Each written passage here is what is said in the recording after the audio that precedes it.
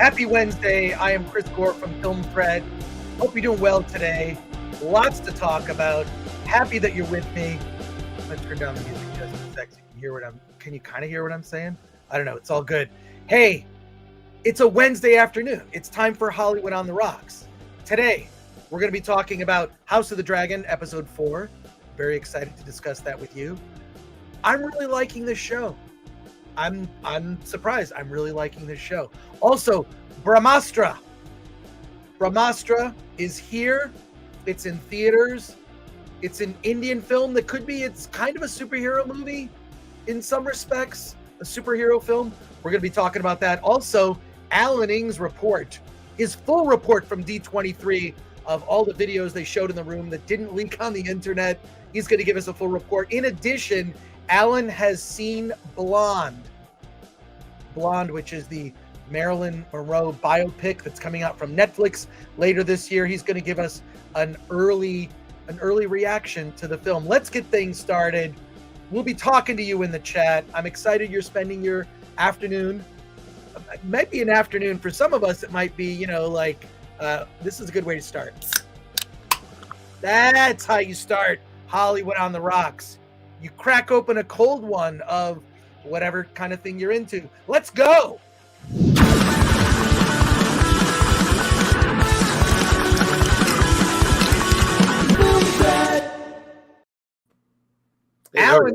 Alan Ng needs no introduction. He is joining me. Alan Ng from Film Thread. How's it going, man? I'm still getting caught up from D23, but things are going good. A lot of stuff coming out from there, and I've been biting my tongue because I want to talk about it. Are we going to talk about Little Mermaid and what your thoughts are? Yeah, I mean, I think the whole take on the Little Mermaid is wrong. We'll get into that. Okay, well, we'll get into it. What's so funny is the shirt that you're wearing right now. If you could just show, I was just going to put that shirt on. I didn't notice that you had it on because you and I almost could you imagine we wear the same shirt? That would be awful. I don't think we should do that. I don't think we should do that. Look like we're fascists or something for wearing the shirt. Exactly. Well, they are Film Threat shirts. I know. Or we can talk about the Hunter Biden, the My Son Hunter situation too. Is there something new? Well, no, like before, when we posted the poster, we were getting all this heat for posting a poster saying that we're a propaganda piece for Breitbart. And now that we posted the bad review of it, now it's like we're liberal commies. And now the Breitbart people are coming after us. So we just can't win. Love it. We're Film Threat. That's Film Threat. What do we do every day? We make people not happy with us. That's what we do. Every day, people are mad at us for some stupid reason, it seems like, all the time. But you know what? Our reviews... Holy fucking shit, these reviews are delicious. Hell yeah, they are. But I want to say, mentioning the shirts, you can support us by going to shop.filmthreat.com. Pick up a Film Threat shirt. Mine is, I think this is appropriate for the Halloween season. September 1st is when Halloween starts for me. I get way into it very early, but just go to shop.filmthreat.com. You can get this bat-themed shirt. You can also get yourself a Film Threat mug. Why not? It holds any liquid, cold or hot. We thank you for that. And also follow us on social media. We're a Film Threat on everything. If you want to be mad at us, whether you come from whatever side of the aisle you're from, you will find a reason to be upset with us. Because we posted on our Instagram, as you were saying, My Son Hunter, just a poster. That got people pissed off at us. Then you wrote a very negative review of My Son Hunter. Yeah. I think you gave it a 3 out of 10. And then other people were mad at you. So it just goes to show you can't win. Stop trying to make people happy. Just be honest. Yeah. I think that's the way to go. Cool. Well, let's see who's in the chat here. The chat, it was already on fire even before we started. So let's get into it. Toker88, usually a decent place to be when both extremes hate you. It's like, what do they say? You're doing something right if your enemies hate you. So there you go. Want biscuits. Film Threat is propaganda. Well, the thing is this, and I was talking about this because I was on the Nerdrotic Nooner with Gary Beekler, Ryan Cannell, and X-Ray Girl. and we were talking about that, like documentaries these days, they're usually fairly on one side of the aisle or the other. And I think it's our duty, it's our mission, because we cover independent film, to cover everything. We're going to cover all sides and be honest about it. And, so that's what you can expect out of us, love it or hate it. And there you go. Amanda Nowicki, who's a member, thank you for that. You saw, so hopefully you saw. I can explain this. I can explain that because it's a very simple answer. Okay, all right. Well, Amanda Nowicki says, Alan, why does the Little Mermaid look so dark? We're going to get into it. I want to get through the chats, and then I want to throw to you, Alan. But real quick, Spidey Sensei 72 is also a member. Thank you. If anyone hasn't seen Barbarian yet, run out and see it this weekend. Awesome new horror film. I loved it. I saw it again this weekend. I have now seen Barbarian 3 times and am convinced it's brilliant. That first third, where it's basically 2 people at an Airbnb talking, is phenomenal. The characters Tess and Keith, fantastic. Yes, Spidey Sensei, I'm glad you enjoyed it. I loved it. I'm trying to convince other people to go see it. Ken Bogus, also a member. Anna Darmus equals hottie. Alan equals hotter. I don't know about that. She is real hot in that movie, though. Solomon Thornton says, I heard D23 was disappointing. We're going to get into it in just a minute here. Wop Biscuits, any thoughts on Bill Maher's recent stab at Top Gun Maverick? Honestly, I can't disagree with much of what he said, but I still think it's a great movie. That is my take. It's sort of like, it's like, okay. And there was a lot more of the pro-military films in the 80s, right? Pro-US rah-rah movies in the 80s. Yeah, it is. But it's also like, I kind of feel like we used to call it back in the old days of Film Threat, we'd have this thing, we would run ads like become aware. As long as you're aware that something is propaganda, it's like inoculating yourself against the message because you're aware it's a message and you have your own opinions and thoughts. So I still love that movie. I love Top Gun Maverick. What did he say? What's that? What did he say? Bill Maher did a rant. I watched it, and he just talked about how it's just like pro-military propaganda. It's like, well, yeah, I mean, partly, but it's also an inspiring story. It's also a redemption arc for Tom Cruise's character Maverick. I still like it, even though it's sort of like, when I see people's videos about She-Hulk, knowing that, like, hey, for me, She-Hulk is like comfort food. I like that kind of show, like that sort of like Mary Tyler Moore, we've talked about it. But when other people criticize it, I'm like, yeah, I agree with these critiques and I still like it. So there you go. Want Biscuits, show's not even started and already 17 likes and counting. We're a cult. Okay, well, yeah, just slap that like button. Yeah. Slap that like button and you can count on something like this.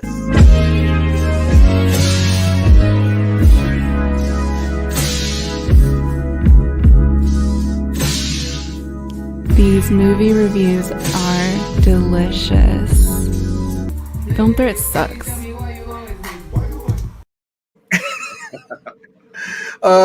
Getting through here, Patrick Lemire is here. Thank God, not another ROP video.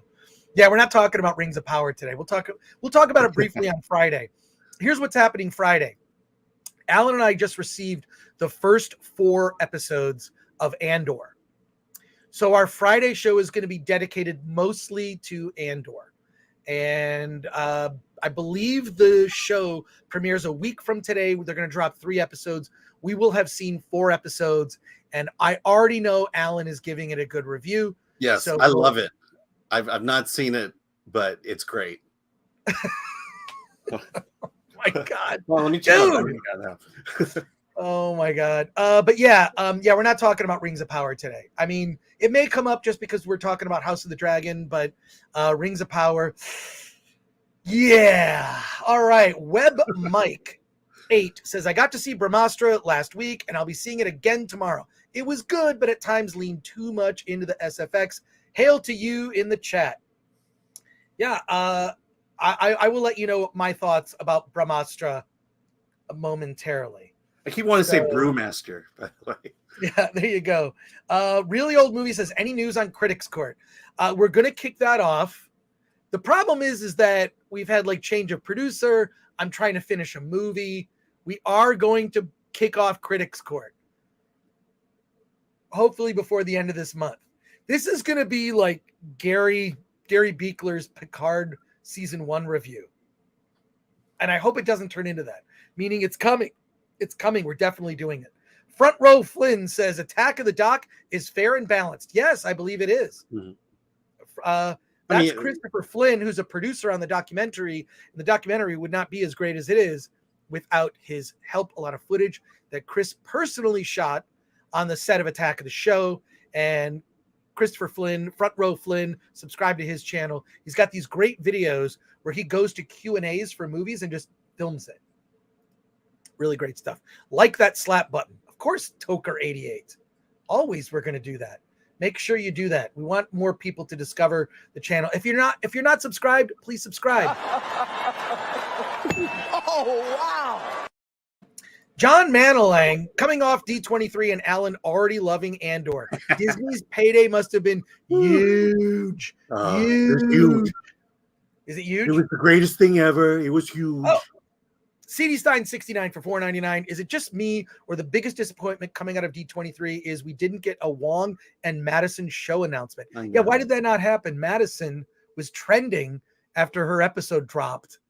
I think there's going to be a new episode. There's a new She-Hulk episode. Is it tomorrow? It's tomorrow. Yeah, tomorrow. All right, I can't wait. Episode 5. We're going in blind, Alan. Yeah. We're going in blind. I did see a clip of She-Hulk and Daredevil though. That looks cool. I want to see that. But did you see the clip, the scene, or briefly? Yeah, okay. Briefly. I did see the clip. But CD Stein 69, I'm going to be doing his channel. I'm going to be doing a show that's I think on a Sunday. CD Stein 69. We will promote it. It's the Nerds, Geeks, and the Kitchen Sink podcast. I'm going to be doing that in October. And there you go. Thank you for your support. And going through these, Amanda Nowicki says, how many duffel bags of cash did Alan leave D23 with? He's going to let us know momentarily. I really hope Andor is good, but after Kenobi and Book of Boba, I'm skeptical, says Alan Horkin. Dark Nerdy Gonzo. Off screen are a bunch of duffel bags of Benjamins from Mickey. Don't lie, Alan. And Scott says, great seeing Chris overlap with the Nerdrotic crew. Nice to see a fresh perspective from a film buff injected into fandom. I like it's one thing I learned from Harlan Ellison. Famous quote from the author Harlan Ellison said, commonly people think that everyone has a right to their opinion. And what Harlan Ellison said, you only have your right to an informed opinion. So there you go. And Brock Samsonite says, Hollywood on, House of the Dragon. Hollywood on the Rocks. I gotta say, it's House of the Dragon is spanking all the other shows right now. I am really enjoying it. I love that last episode. Yeah, I do. Well, we'll get into it. Right now. Let's get the D23 Expo recap from Alan.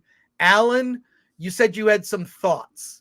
Yeah, I had some thoughts. I mean, I'll hit the topics that people have been kind of going out at over the internet. Let's just start big with Little Mermaid. To get back to Amanda's question about why is it so dark, there's a big reason for that. One thing that everyone didn't get that we at the hall got was we actually got to see the full part of your world sequence from The Little Mermaid, and the trailer is basically scenes from that clip. And there we go.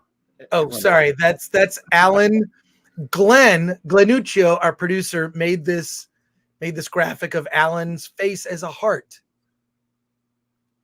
Anyways, Alan, I'm sorry. Yeah. Distracting to me. Yeah.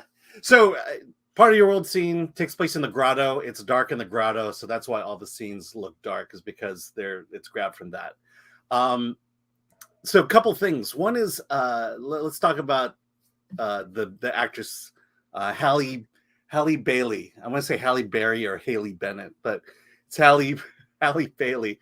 When she walked out on stage, the first thing I thought to myself was, I get why they casted her as Ariel. When she stood on stage, she talked with Rob Marshall and Address the Crowd, you could legitimately say, "Oh, this is Black Ariel." Basically, she just has that personality, that really light and bubbly personality that Ariel has, and it gets to this idea of should they be race swapping main characters? This is a Dutch tale. Well, I mean, it's not like Disney really wanted to get accuracy about all these fairy tales he had rewritten. It's this is their take on it. So I'm less frustrated by that. Let me tell you the real reason why Little Mermaid will fail. We got to see the entire sequence of Part of Your World. Oh my God. So she has to sing this iconic song that everybody in the world knows. And what they tell you is just make it your own. Well, the problem is she made it her own. And the song is not good. The way she sings it like with almost staccato, with strict enunciations. Like, look at this stuff, isn't it neat? Oh, great. We've got T-shirts now. Oh, sorry. Yeah, we're gonna talk about that later. Yeah, sorry. Yeah, and I'll be honest. When I heard that song all the way through, I was like, oh my God, this movie is in trouble. Because the thing you cannot get wrong in this is the music. They've already boasted the fact that this is a full-blown musical version of the Little Mermaid. They got Lin-Manuel Miranda to write with Alan Menken 4 new songs. And so this is going to be this musical extravaganza, and they just blew it with the iconic song of the film. And no one's talking about that, and no one can talk about it because I think if you say, well, she sang it bad, so then you're a racist. Basically. So they only saw the teaser trailer, which has nearly 2 million downvotes currently. Yeah. My whole thing is just like, it's a Dutch fable. I would like an African fable or an African fairy tale to be brought to the screen with all African actors. No white people in this thing. Yeah. None. Zero.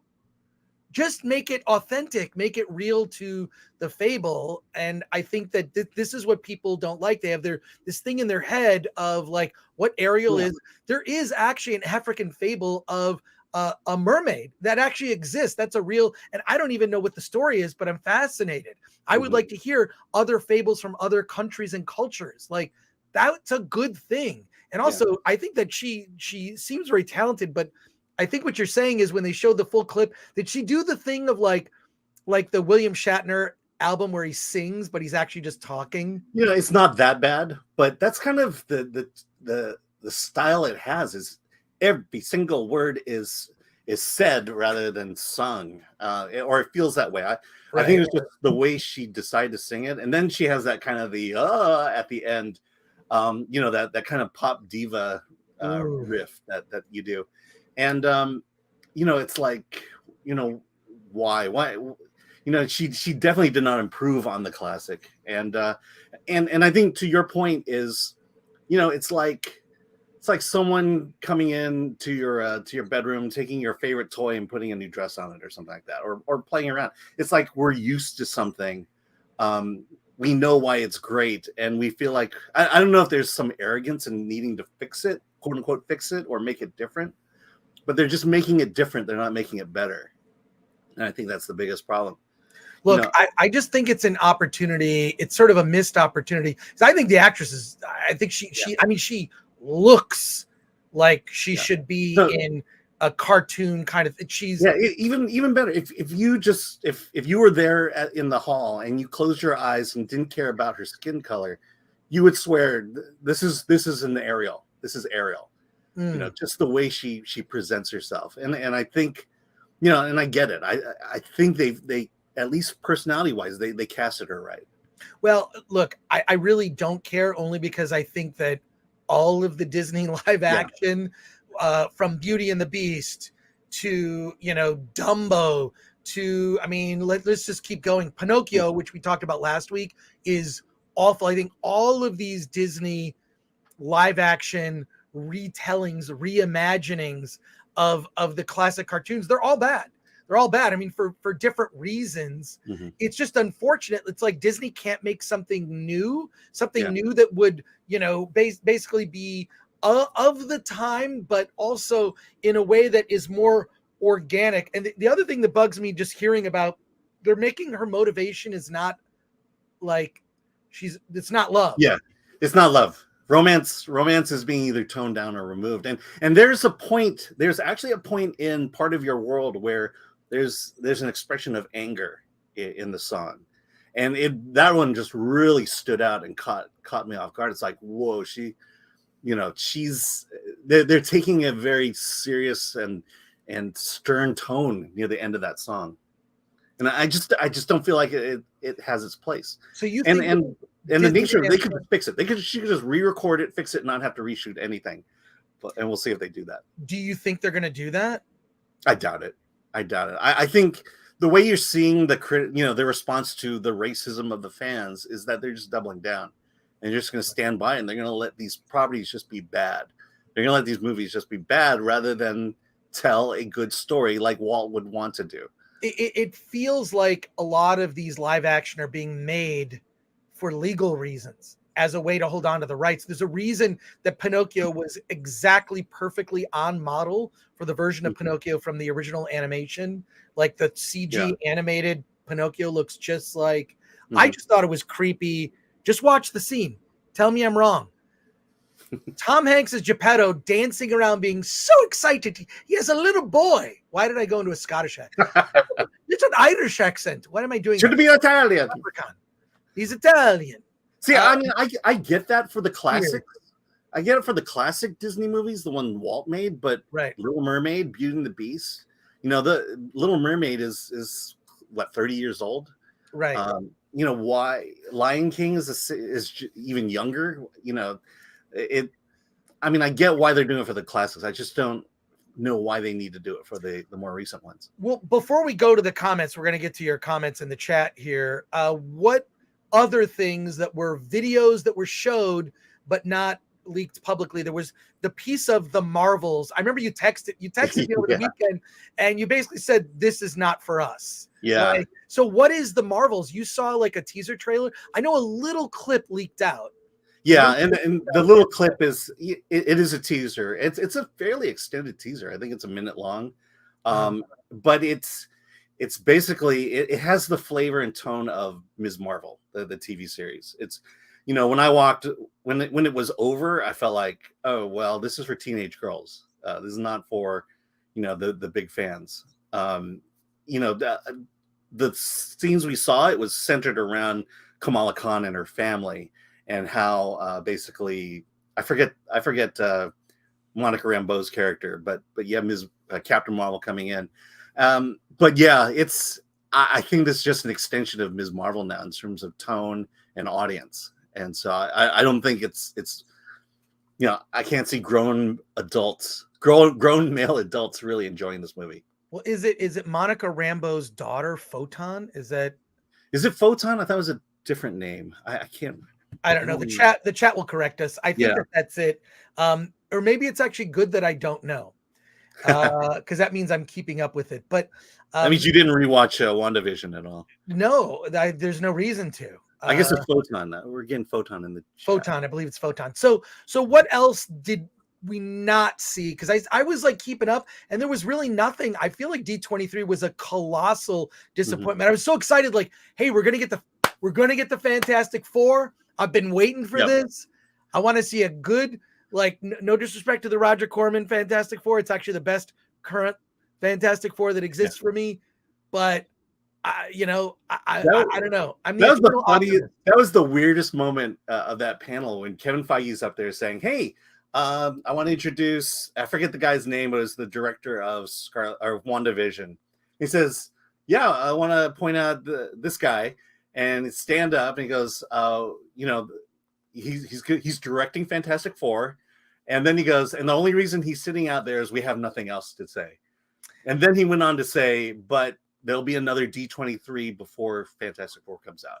So all we know is that there's a director. They have the director attached now.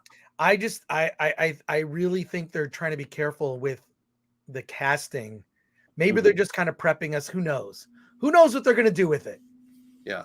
Who knows? I mean, they literally have a year before they really have to nail down. Actually, the best thing I saw was the Simpsons video about the Simpsons connected universe. Did you see that video? Yeah, I did. That was the best video of the entire. You can look it up. It's the Simpsons, extended universe, like announcing all these different Simpsons movies. It's all fake, of course.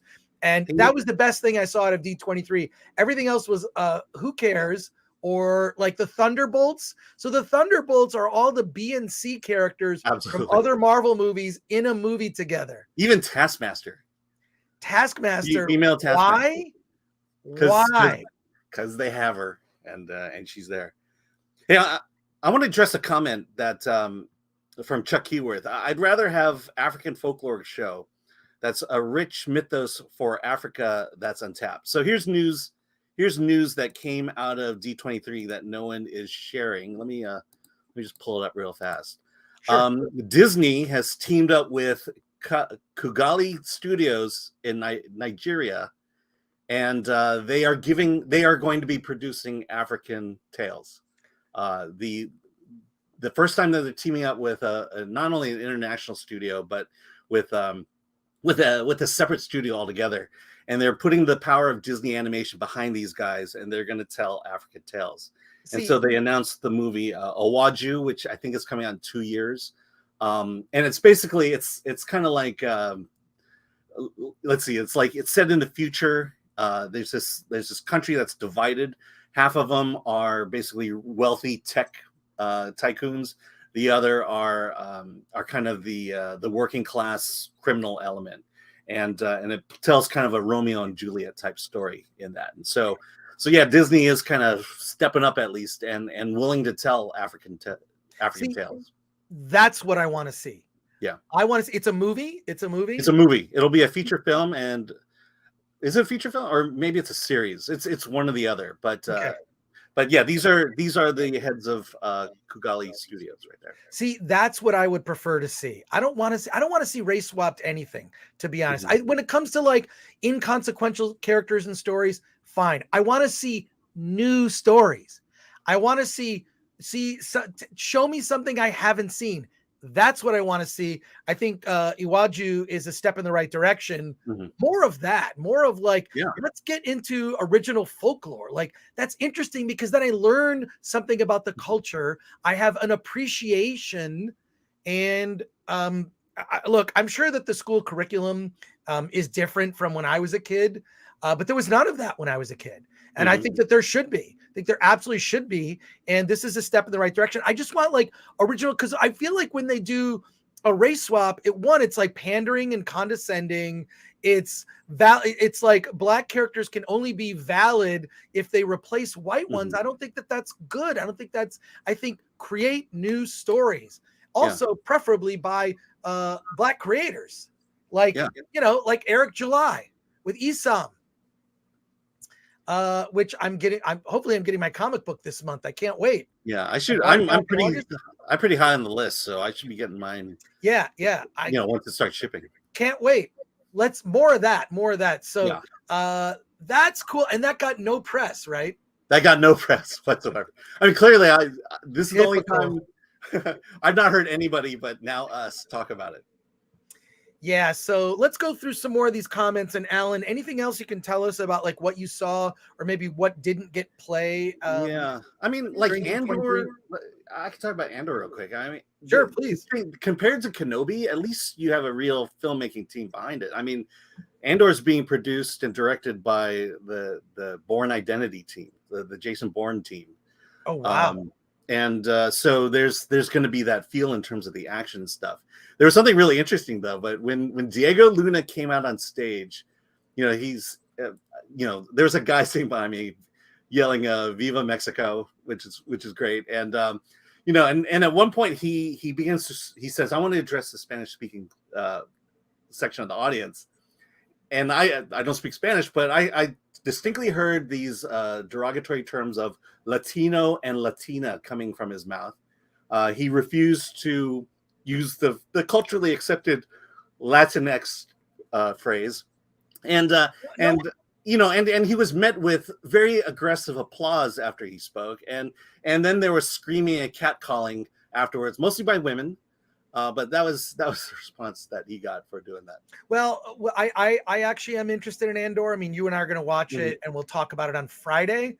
We're gonna watch all 4 episodes and discuss it.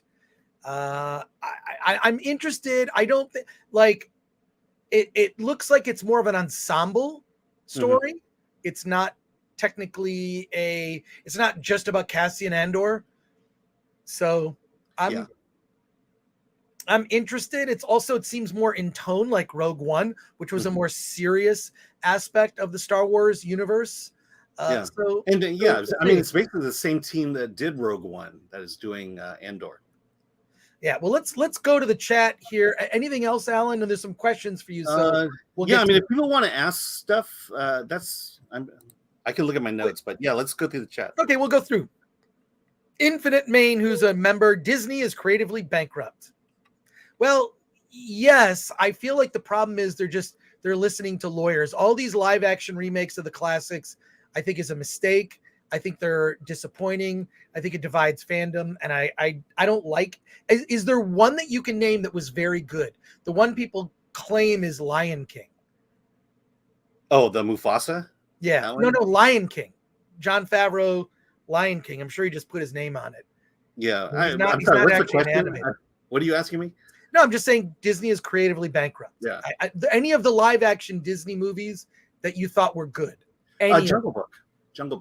Jungle Book. Okay. Actually, that kid in Jungle Book was pretty good. Take with it. They did added a little bit of music. They did a different take on the story, and I think overall, I enjoyed Jungle Book. All right, cool. All right, Brock Samsonite. The panel was empty. I heard that's why Brie was pissed when she was asked how long she thinks she'll play the character. No, actually, that was a photo. If you go to the community tab on our YouTube channel for Film Threat, look on the community tab, and you'll see. Alan posted some pictures, and one of the pictures was the crowd waiting for Brie Larson. Do you want to? I don't know. Yeah, let me put it in context here. Brie Larson has a TV series coming out on Disney Plus about storytellers. It's pretty much your typical woke, type of TV show. This was 3 minutes before the panel started. That's the crowd you saw. Now, granted, when she did come out finally, it got more crowded, but That's the interest that people had in Brie Larson. There were 50 people instead of 30 people. I don't know. What a sad. Anyway, I think 75 people ultimately showed up. Look at that picture on the channel. Yeah. Shelby AC, who's a member, thank you. The Little Mermaid meant so much to me in the 90s as a little girl. I can't enjoy these live action remakes. Realism kills the magic from the animation. I would agree 100%. Dumbo, I think, was awful. Pinocchio, though, is sort of like, this is Pinocchio. I could teach a master class. Using only the movie Pinocchio to show you everything wrong with modern filmmaking and corporate studio factory filmmaking that we've been getting. It's an embarrassment. Everyone involved in that should just quit the movies, including Tom Hanks. I'm sorry. You should give his Oscar back. By the way, we should talk about Avatar later. Oh, we will. Spidey Sensei 72 says if Brie Larson no longer wants to be Captain Marvel, who should replace her? I like Katie Sackhoff. I just think she's likable. I like Anya Taylor-Joy, but I think she might be too young.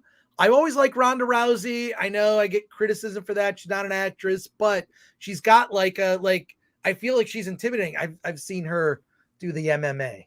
I like Ronda Rousey. I don't know. I feel like Brie Larson probably should have been your last choice. They usually do like these where people act in what they call like a chemistry. They try to see if they have chemistry, and Brie Larson is just. I just think that she's just not a likable. Well, I think there's youth plays into that. I think she should have been at least 5 years older, 5 maybe 10 years older than she was in Captain Marvel. She could have been Emily Blunt. Yeah. Right? Yeah. She just seems more the right age, has some gravitas, likability, but everyone's saying she's, I don't know. Who knows what the Fantastic Four. Yeah. Some people are saying Yvonne Strahovski. Oh, well, there you go. Yeah. Solomon Thornton, I really don't care what Disney does at this moment. It's all about fan baiting. And if you don't agree with it, you are racist. That's how you lose money. Yeah, I don't understand the whole like you can actually not like that Little Mermaid trailer, and it's I don't see you can just not like it. Yeah. It doesn't mean you're, and also think of all the things you do like that is filled with Black talent. Like it's just sort of ridiculous. Again, vilifying the audience, the same crowd that was begging for Lando Calrissian to be in Star Wars is somehow accused of racism when they don't like a character. When they don't like a character in a show, which Kenobi was just a bad show, or just the teasers of it. It looks like a movie. It has more of a elevated feel to it, whereas Kenobi was like a fan. No disrespect, I've seen some actually really good fan films. That's not even a good comment to make, because there are some very good fan films. Yeah. So it looks just like amateurish. Yeah, and Andor is 24 episodes, 2 seasons, 24 episodes. I mean, they're investing a lot of quality talent and money in this thing. That, quite frankly, I wish they had transferred to Kenobi. Well, here we go. More comments here. Web Mike 8, what a waste. Little Mermaid is a gem and needs to be preserved, not improved. But we'll see when it. First of all, it's either going to come to theaters. I have a sneaking suspicion it may go direct to Disney Plus, because they've made those decisions before. It won't. There's too much star power behind it. You think so? Yeah. Who plays Sebastian? Daveed Diggs. I don't know who that is. That's Thomas Jefferson from Hamilton. Oh, he's been in a lot of. He's well known. Oh, okay. All right. Well, people know him. You go. Yeah. All right. Bethel Games, Chris, pray that we don't get the Fantastic Four, because they will F it up. I saw what you did there. By the way, guess who they didn't announce as the cast of Little Mermaid? Prince Eric. Who is Prince Eric? I don't know. Maybe there isn't a Prince Eric. They didn't say a thing about Prince Eric. See, Chuck. Okay, well, we talked about Chuck's comment. I'd rather have an African folklore show. There's rich mythos from Africa that's untapped. Yeah, that's the one I agree. I 100% agree. Those stories need to be told now. Tell these stories. They're more authentic. No one is gonna. That's what you need to do, rather than that's what I want to see, because I want to learn these stories. I want to have I just think it's a missed opportunity, but it sounds like Disney's finally doing that. Yeah. And someone in the chat, great name, Brahmastra looks like Captain Marvel without the woke BS. We're going to talk about Brahmastra momentarily. By the way, Jonah Howard King is Prince Eric. Jonah, who's that? Have no idea. Can you bring up a picture? Can you bring up a picture? MK Solid 82. Chris, did you see Harrison Ford get really emotional at D23? I have a very bad feeling about this. Yeah, I heard about that. I saw the pictures. I heard the theme. So that's Prince Eric? Yeah, it's Prince Eric. So he's it's just not only British actor. Okay, so it's interracial and interspecies. There you go. Well, it was interspecies. What's that? Oh, before. So. Well, exactly. Well, that's true. Also, who cares? Whatever. There we go. Yeah. Let me talk about Harrison Ford. I mean, he came out.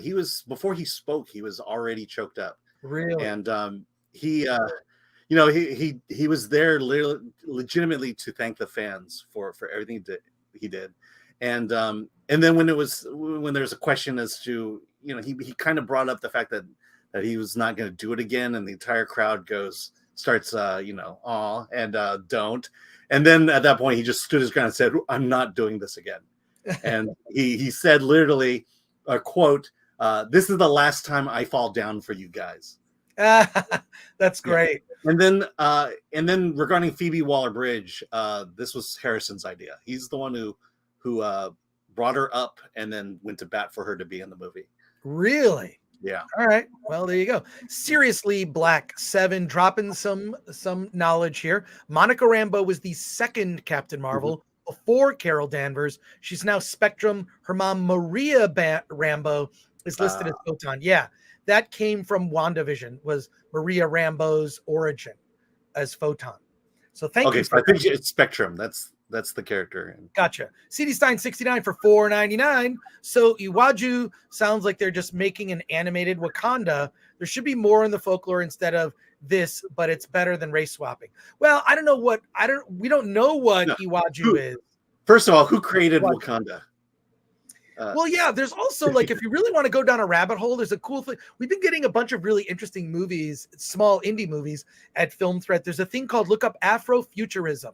That is a whole genre of storytelling, which is science fiction from an African point of view. And it's really interesting stuff. I mean, that's kind of what inspired like the world of Wakanda. So just look up the term Afrofuturism. Even better, look up Google image Afrofuturism. Really amazing stuff. Yeah, and Howard Toastman. It's not like Africa is a backwards continent without technology, you know. Right. Powdered Toastman for 20. Thank you for that. You were in the chat during the Nerdrotic Nooner, which I do every Wednesday. For me, it's morning, 10 a.m. For Gary in the state of Texas, it's noon. Hey, Chris, I brought this up on the Nooner today. I don't wanted to get this in front of you again. You got to check out the All Quiet on the Western Front remake. It's a German film that Netflix picked up the streaming rights to. I will watch the trailer. Is it? I mean, I'll find out because I have Netflix. I will look it up. All Quiet on the Western Front remake. It'll be interesting. Is it? It's a German film. Is it from the German point of view? It'd be interesting. Going through the chat here. Zachary Bloom can't wait to see Disney's latest take on Trump. You talk about Andor, I think. Yeah, that's the thing I fear. That's the thing I fear about Andor. Lol, culturally approved Latinx. Most Latin people hate that word. I don't know any Latin friend of mine, Latino, whatever, who likes or uses that word. I don't know anyone who uses that word with a straight face. Yeah, and apparently Diego Luna doesn't like that word. Yes, and he should. It's condescending BS. Yeah. It's, by the way, wasn't All Quiet on the Western Front from the German standpoint originally? Oh, you know what? I don't remember. Yeah, but it stars Daniel Bruhl. It stars Daniel Bruhl. All right. Anana Mouse. Rogue One was okay the first time I watched it, but didn't hold up on repeated viewings for me. Yeah, I think it's sort of like it's sort of the best of Disney Star Wars, and that's not saying much. And I would say episodes and parts of The Mandalorian as well. The new Mandalorian season 3 trailer looks pretty good. Yeah, and Ahsoka. I mean, from what we gathered, this is a Dave Filoni project, and Jon Favreau is definitely behind and on the team for Ahsoka. Cool. Brock Samsonite again. Jon Favreau actually did a lot of work on Jungle Book. His blue screen work on that movie made the volume possible. Interesting. Yeah. Chili Con Karma. I feel like the Captain Marvel character is so tainted at this point. There's really no reason to bring her back at all, in my opinion. Yeah, just she's so all powerful. Like, what's her weakness? Superman has kryptonite. What is Captain Marvel's weakness? She can fly through a ship. So anything she needs to destroy, she just flies through the ship and punches it and destroys it. Yeah, well, compared to Jean Grey, who could destroy an entire planet.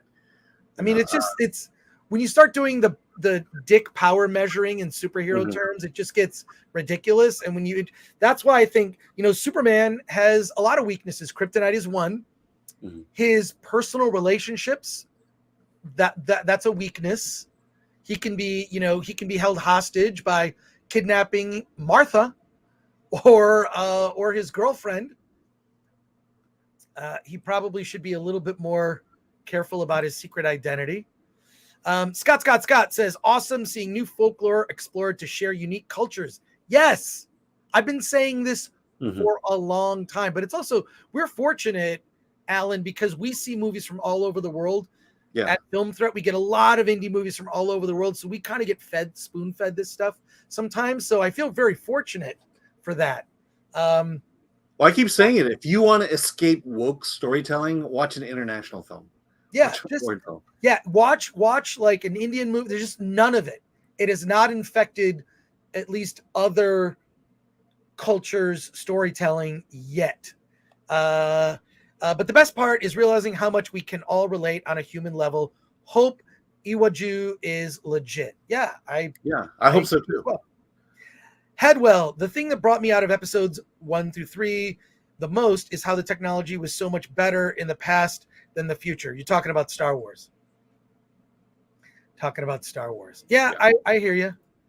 Patrick Lemire, Andor will be full of things that break original trilogy canon. It's what they do. All set up for redoing original trilogy when George is gone. Let's hope that never happens. Bethel Games, do you know what is great about male heroes as opposed to female heroes? The male heroes don't need constant affirmation that they are heroic. Yeah, that's sort of, I mean, I could say some stuff. I'm not going to say it right now. Save it for later. Really Old Movies. The original All Quiet on the Western Front is from the German point of view. See, I haven't seen that movie. I think I saw that movie when I was a kid. Was it the Richard Thomas version, or was I don't remember. It might have been. Wasn't there a TV remake? Yeah, that was Richard Thomas. Yeah, it showcases how both sides of the First World War thought they were the good guys. Okay, cool. Now I'm interested. Chuck Keyworth, I agree. Rogue One was the best of the Disney wars, but it was a layup. They had a beginning and end already and just had to write a passable middle bit. Oh, thank you for that, Chuck. I think that is insightful. Someone in the chat says she can't take criticism. That's Captain Marvel's weakness. Yeah, that's her thing. She can't take criticism. That's good. Borg Porg for 5 says Disney should have done a movie about Ariel's black sister, other mixed race sisters. She could have had her own original story, but Disney is lazy. That's an interesting point. She could have just been a black sister. I think. Yeah.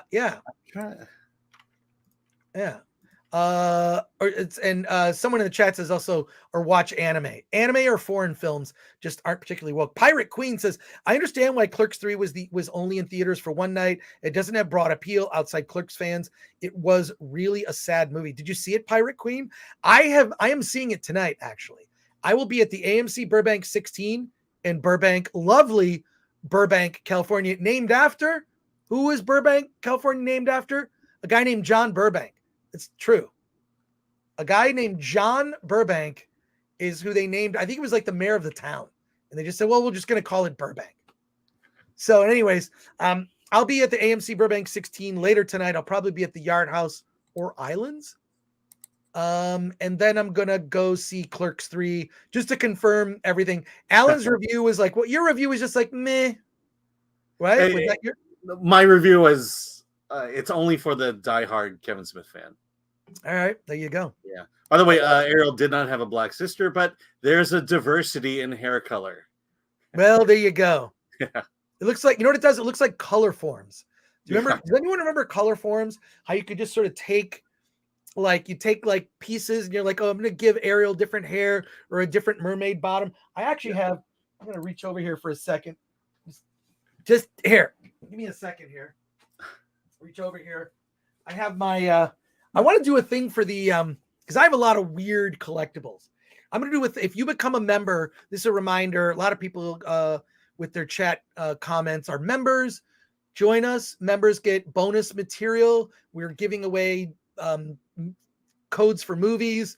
And I'm going to be doing, this is my Nicolas Cage Color Forms kit. I got this from San Diego Comic-Con. One of the things I'm going to be doing for our members is just giving a tour. I literally, for a half an hour, I could just do one corner, then I'll do another corner of just like all my weird, I collect a lot of weird stuff. So this is Nicolas Cage Color Forms. You can see that. Here's some of the things the kit comes with. It's bizarre, but I like when it comes to things that are collectible, I like to just collect stuff that's weird that not a lot of people will have. So there you go. And also, real quick in the corner here. Wait, I'm gonna just a moment. I take myself off camera because I'm gonna have to stoop down here. I have been getting some really interesting things in the mail lately. And by the way, if you would like something for free, you like a Film Threat bumper sticker, or I'll send you a DVD. I'll send you free stuff. I like to give free stuff. Members have priority. Just mail a self-addressed stamped envelope to Film Threat, 5042 Wilshire Boulevard, PMB, Los Angeles, California, 90036. And send a self-addressed. I'll fill it with free stuff.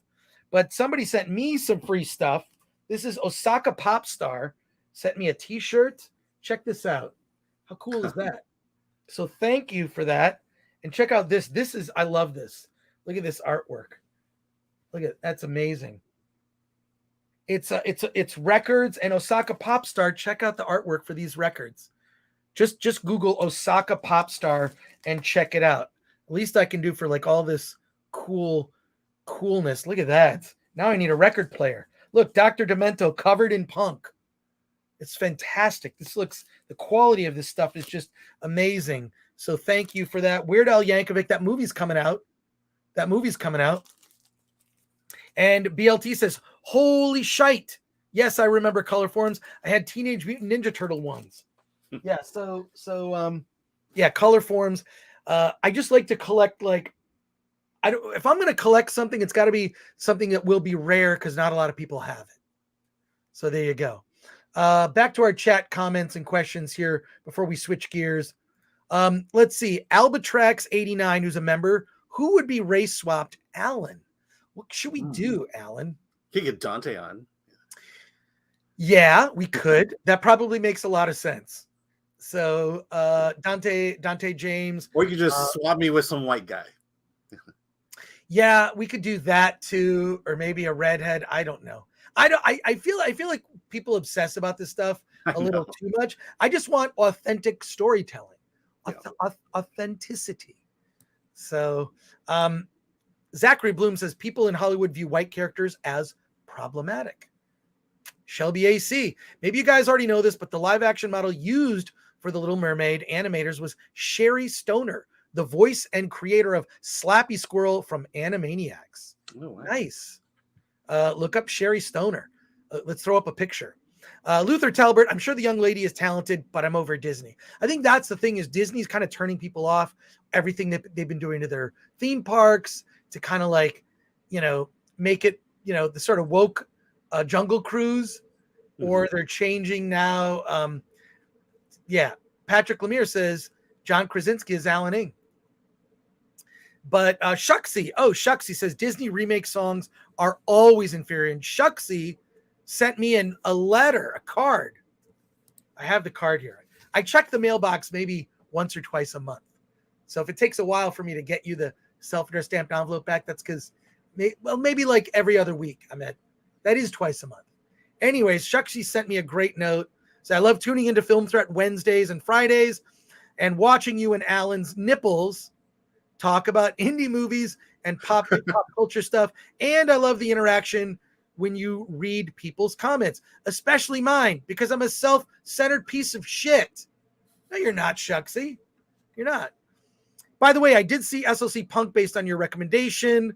I never heard of it before, and I loved it. Great movie. He goes on some other comments here, but I just want to make sure, Shucksy, I got your note, read your note, and thank you for that. Awesome. And VDR goes on to say they screwed up the music in live action Pinocchio 2. Yeah. And look, Alan just lost the Disney checks. I need to get that back. Disney's great. Let's talk about how great Ant-Man is going to be. Did you see the Quantumania stuff? I did. Actually, so everyone knows Bill Murray's in it, but I will tell you the highlight of that was there's a moment where Kang and Ant-Man Scott are together. Cassie's in a cage. It's a chilling scene. I mean, just that interaction. Kang literally slaps the silly out of Paul Rudd in that case, and it's very chilling because it's like he can't charm his way out of the situation. I like kind of that dark direction they're going with it. So they're actually being serious with it. When Scott was with Kang, the rest of it is very silly. I mean, Bill Murray, for crying out loud. Shucksy, you got my letter. I'm so happy. Yes. Like I say, I check the mail. I try to do once a week, but on a bad month, like when I'm busy, it's like once a month. But yeah, I do check my mail. So, and someone in the chat, Little Mermaid trailer now has 1.8 million dislikes and counting. They're going to start doing that thing where they take the dislikes away because YouTube has the ability to do that.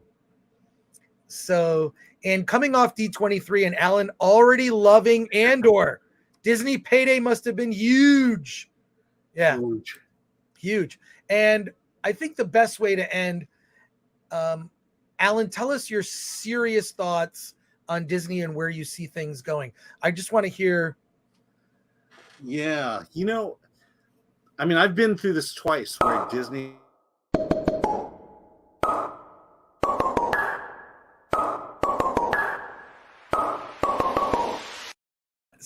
Alan, I'm sorry, interrupted you. I interrupted you. What were you gonna say?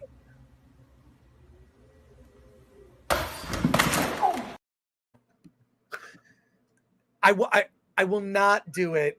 I'm not going to do it a third time. I'm not going to do it a third time. Yeah. So we've been through.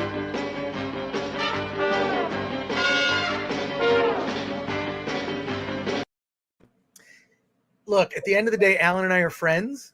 We're going to make up, and that's the last time I'm doing that. You were about to say. Yeah.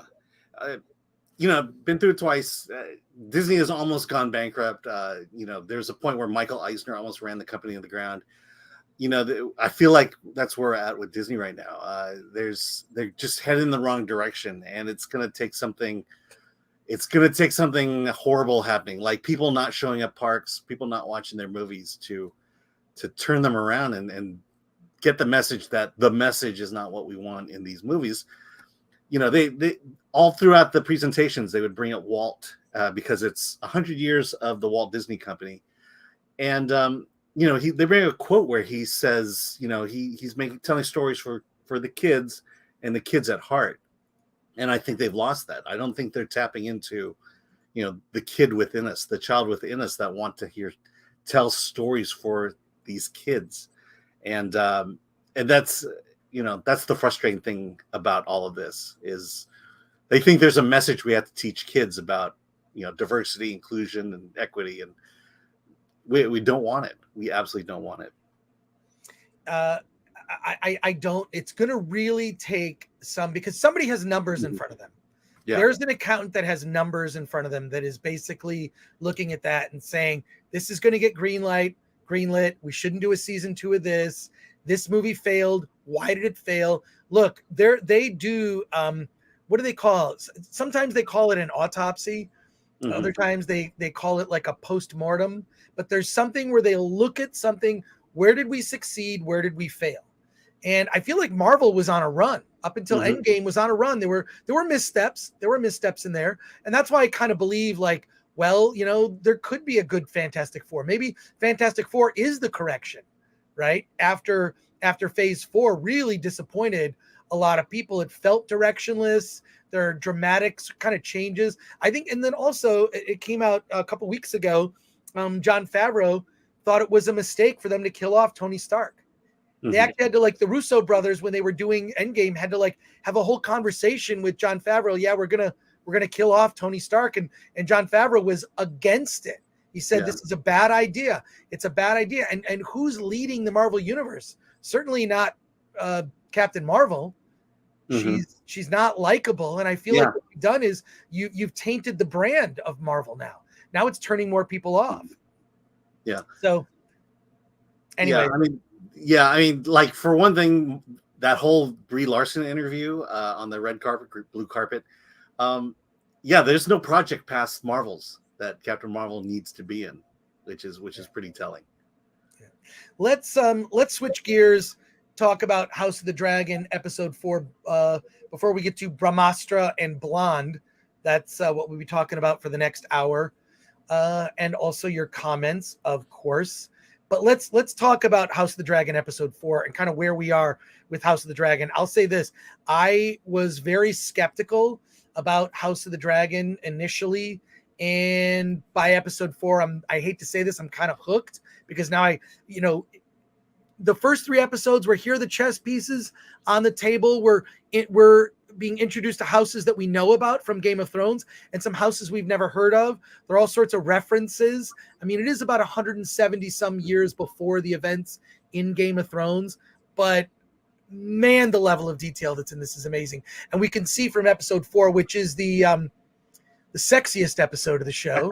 Alan, it's my favorite episode, definitely. Alan's favorite episode. There's a lot of sex and there's a lot of near sex, but you can see exactly what is being, you can see what's being set up.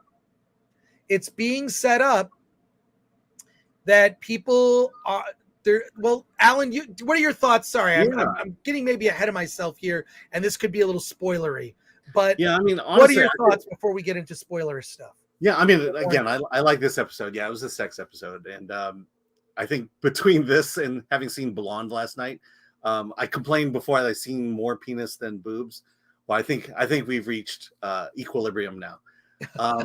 But you know, I'm liking it. I'm liking where it's going. I wrestle with, you know, with wanting to stay on, and so I'm kind of going episode by episode now. I'm definitely interested in the next episode, and I think the only reason I feel that way, and again, having never seen Game of Thrones, you kind of know where things are headed. You know that ultimately this kingdom is going to disintegrate. It's going to collapse, and you're just watching the, you know, they're forestalling the inevitable.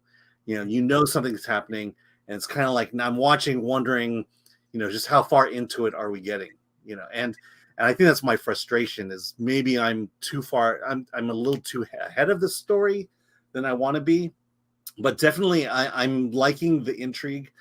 I'm liking the female leads and the fact that now they're starting to kind of go at each other. And I'm starting to like kind of this intrigue now of this family falling apart, this kingdom falling apart. And, you know, but again, I know they're falling apart. Well, no. Well, we know where it ends. It ends with the fall of House Targaryen. We know that's how Game of Thrones begins, right? This is sort of the remnants. Daenerys is the remnants of like what's left. Okay, so how did we get there? I love this. It's like this is almost like a maybe what the prequels, the Star Wars prequels could have been, like this darkness. How do we get to this dark place in the galaxy? Yeah.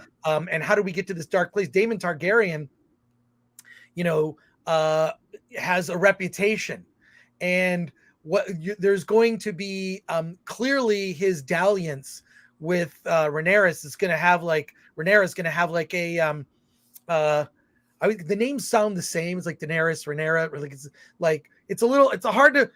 Please forgive me, folks, if I'm mispronouncing some of the names. I'll get it by the end of the season.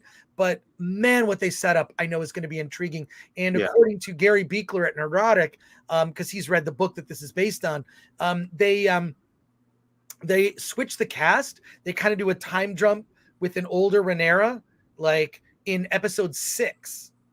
So by the time we get to episode 6, the last 4 episodes, we'll have a slightly revised cast, slightly updated cast. Yeah, there's going to be an older Rhaenyra and then the queen, an older queen, and I believe Olivia Cook is playing that character. Yeah, so I'm really excited to see where this goes. Like I'm hooked. Like it's weird to have like this like, oh, it's Sunday night, a new House of the Dragon. I haven't felt that way about a show in a long time. I know people up and down are praising Cobra Kai. I'll get to it, but I'm really hooked. I'm really hooked on House of the Dragon. It's everything that, you know, I think it's even like corrected some things. There were some problems in Game of Thrones. My problem with Game of Thrones often, and this is a problem with the Rings of Power, is there are too many characters to follow, too many B stories. Yeah, that's what I like about this one. I'm following it. I'm able to follow it. You're able to follow it. In the A story, I mean, there are some B stories, right? Yeah. But I mean, the main primary story is what it's focused on. And also the fact that it's like covering time, the time jumps, even between episodes, is noteworthy. And I don't know, I can't keep more praise. But this is the other thing is, you know, we have 2 very strong female leads. We have a black family. And no one's talking it. No one's calling it out, saying, "Oh, they just, it's like this is what you want in your female leads. This is what you want, and you know, if you're going to bring a black family into it, this is how you do it." And no one's complaining about it, and no one's, you know, the stories are still strong. Yeah, notice how House of the Dragon fans are not being accused of being racist. Yeah, or misogynist. That. You know what? When you write a good character. And it's good. I mean, that to me is the best thing, is like acting. Like that's the good act. And then also not like, I just think accusing an audience of being racist because they don't like something is that's when you know you've lost in your marketing strategy. I can't think of one case.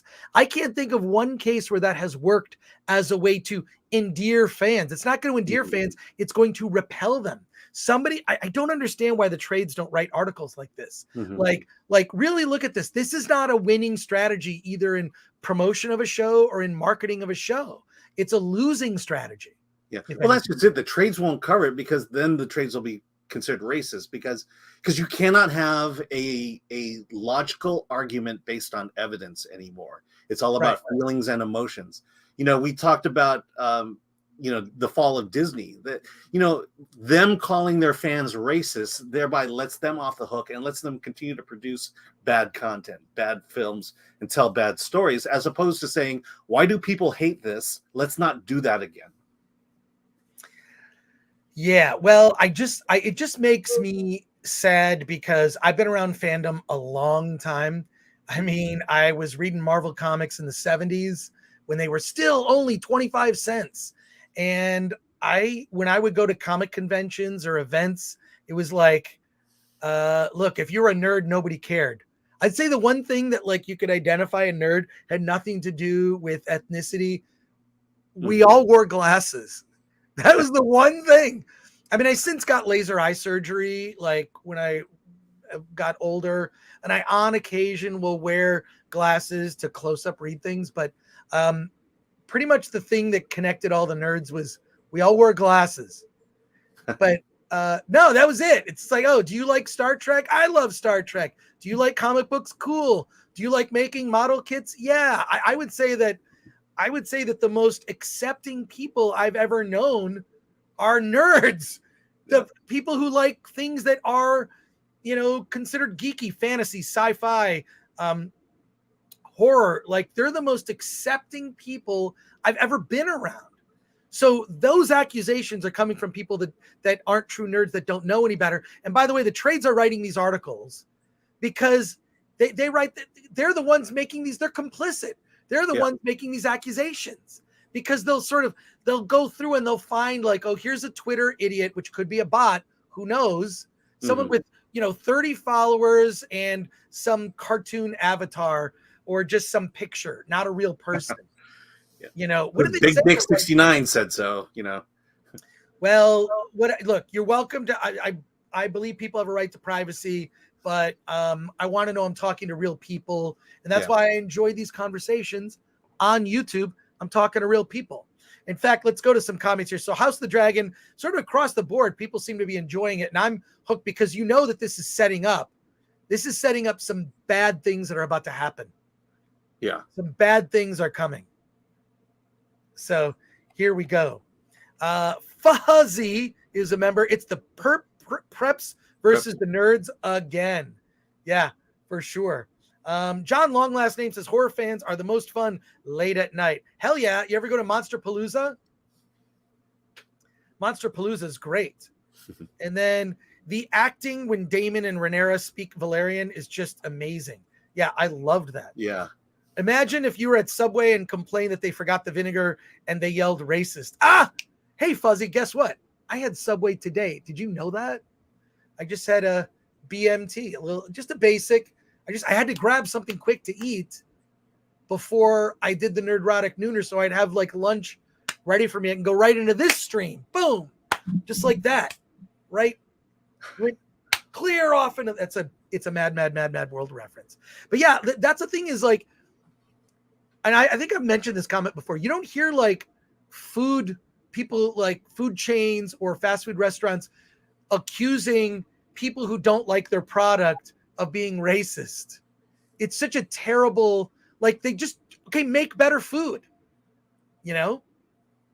Even Domino's Pizza, you can look this up. Domino's Pizza did a campaign where they admitted their pizza was crap. Tasted like crap. Seriously, go look it up. They did this. It's like, look, our pizza, we know it's drunk college kids eating it for the most part. And so they actually went and made efforts to make better pizza. So thank you for that comment, Fuzzy. John Orchard for 5. And a member, thank you too for making me feel normal and not crazy. Well, we appreciate that, John. And Infinite Main for 5. I was a jock in high school, but I secretly wanted to be a nerd. I knew they were having all the fun. Oh, yeah. Although Nerd Girls is kind of a newer, there weren't as many girls who were nerdy. My high school girlfriend was pretty nerdy. You know what we did? We read books. We were into books. She was a bookworm. I mean this in all the best ways. Yeah. Well, I mean, I grew up in an all-white school, all-white neighborhood, and Star Wars was the thing that got me in. Okay, cool. So because the thing is this, no one cares. Like, who? Like, can we be connected by we like the same things? Mm-hmm. I think that's generally how connections and communities occur. Exactly. There's some commonality. We like the Detroit Lions. No, it has less to do with someone's complexion and more. Yeah, it really doesn't. You like. And I feel weird how it works that way. But it's weird. All this divisiveness is just being pushed so hard. It's really disgusting to see, and I don't know. MK Solid 82. The Willow trailer is like the Woke Squad. Well, it's a nightmare. Yeah, it looked pretty bad. It looked pretty bad. Brock Samsonite, because all people see these days is the headline. No one reads the full article anymore. True. Infinite Main. House of the Dragon is not being divisive with their casting choices, unlike some other studios. Amazon, Disney.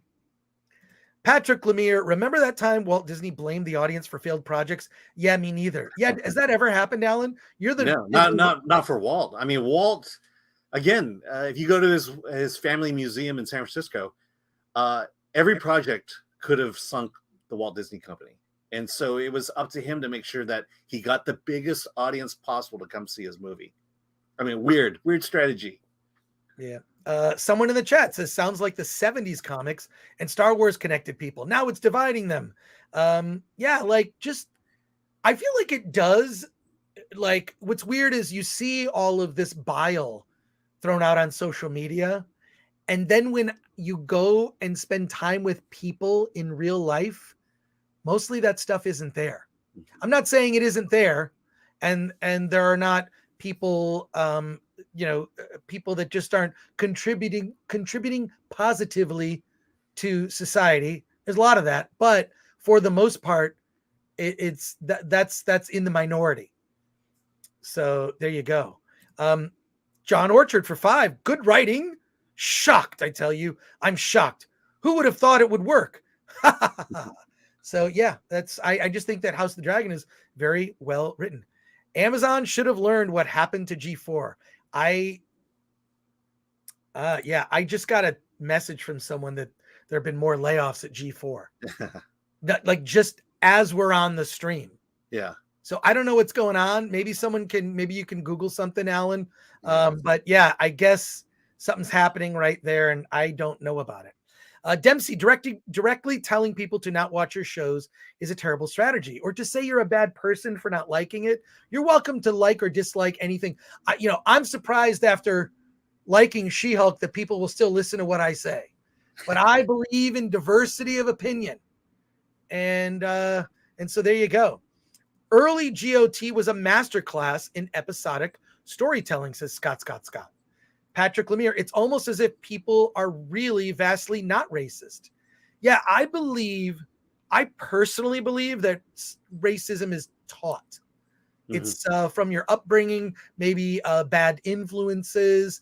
I mean, I know I had friends when I was in high school, when you kind of learn to be more discerning about your friends.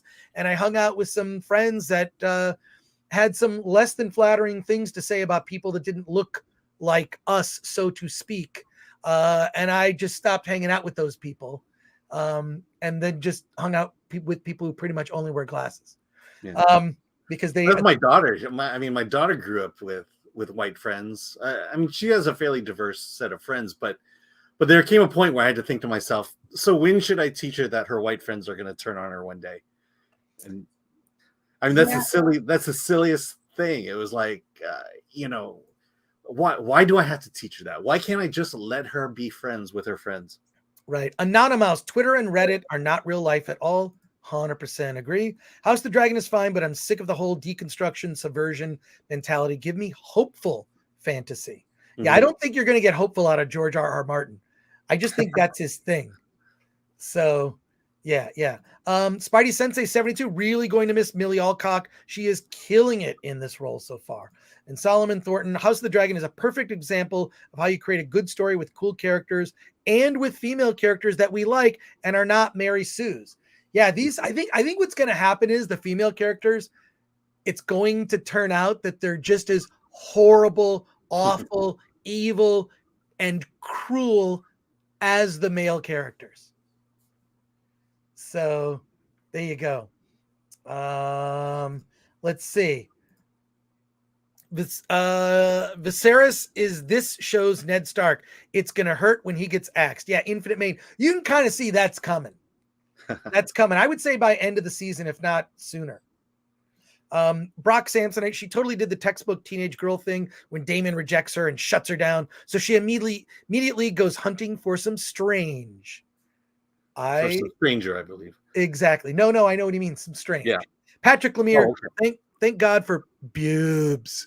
I can't do it as well as John Bailey. Shout out to John Bailey, our MC and announcer for Award This, which is on our YouTube channel. If you want to watch, by the way, did you see that the ratings for the Emmys was way down, 5.9 million? The low estimate was 7.5. It was lower than their lowest estimate. 5.9 million people watched the Emmys. And I read some articles. They were talking about the fact that a lot of the shows people don't know. As much as like everyone in LA and New York knows Succession, that nationally speaking in the United States, it's not a popular show. It's Yellowstone, which got 0 Emmy nominations. I'll be honest, I didn't even know the Emmys were happening on Monday until it happened. I mean, that's just how far that thing is out of my mind. John Walbecker is here. John Walbecker is here for 10. Thank you, John. Wait, Willow looks bad because it looks like a woke nightmare. Just because the cast is averse, it is automatically woke. I would say you're right. That's not a fair criticism. I mean, you could have drawn that conclusion from House of the Dragon. I don't feel like House of the Dragon definitely has there are elements of it that are feminist for sure, but it doesn't feel woke. They can I know those things sounds like they shouldn't go together, but I feel like they do. That's not fair. There wasn't a lot of excitement behind like the woke portion of the panel. I mean, what is the series about? I saw the movie once and I don't remember what Willow's about. Why are we so invested in this? Maybe I'm sure they're fans, but they didn't say anything about what the series is about. That's the other thing. John goes on to say that's not fair criticism. That's saying the diversity is the issue for you. No, I think the thing is that I think we're tired of diversity being shoved down our throats just as the audience. Like it's sort of like it's like a person that constantly talks about how they're working with strays. Like I work with stray animals. Like okay, I volunteer and I do this. Okay, like just be the thing. Just live the virtue. Don't talk about living the virtue. Just tell your story. Just tell the story. Just tell the story. It really shouldn't matter. It shouldn't matter. You shouldn't say that this is my story and we have a diverse cast to tell it. You don't need to say that. You don't need to say just live it. Don't talk about it or use that as a point of marketing. I think they're just pandering to woke journalists. Patrick Lemire, woke has murdered award shows. They used to be the Super Bowl, NFL playoff ratings, ad rates. Yeah, it has. I just wonder at what point do they do a study and just say if something is overtly woke, I think it does turn people off. It does turn people off. It says that, you don't want me to watch it. And I think it does have an effect. Robert Thompson Watson says episode 4 was the best episode with no dragons. Excellent. Brock Samsonite, I'm loving it. Matt Smith is carrying the whole show on his back. I have a newfound respect for Matt Smith. Fuzzy says, I don't like how in episode 4, House of the Dragon sexualized children. I stand with Odin. Odin on his opinion, it was unnecessary. Well, I mean, what is she supposed to be? At what age is she now? She's 16, 17? Do they explicitly say? I have no idea. Yeah. I assume she was around there. Fair point. Patrick Lemire, Disney seems to have no one in charge. When something goes wrong, they shrug and say, what can we do? If something screwed up under Walt at one of the parks, you'd get a visit from Walt. Yeah, I don't think anybody's in fear of Bob Chapek. There's a lack of leadership that I think you're finding in David Zaslav with Warner Brothers. Yeah. Sadvik Medinini says, Chris, what's a pirate's favorite movie? R. Okay, I see what you did there. Disney needs an audit, says Cavatino Cavalryman Shea. Yeah, Bob Chapek inherited a house of cards, but he's not man enough to fix it, says Infinite Main. That's what it feels like. Yeah, and Bethel Games says, oh, Disney is still interested in kids, but not in a good way. And Shucksy says Chris is the biggest troll. And Oteo says, lol, nipple rupted him. That's going to be a new term, nipple rupted. And let's some super chats here. We'll get to the super chats and then we'll switch gears. Bert for 5 says Jennifer Coolidge, aka Stifler's mom, the OG MILF, is still winning in life 20 years after being immortalized by John Cho's MILF guy number 2 in American Pie. That's the first time I remember hearing that term.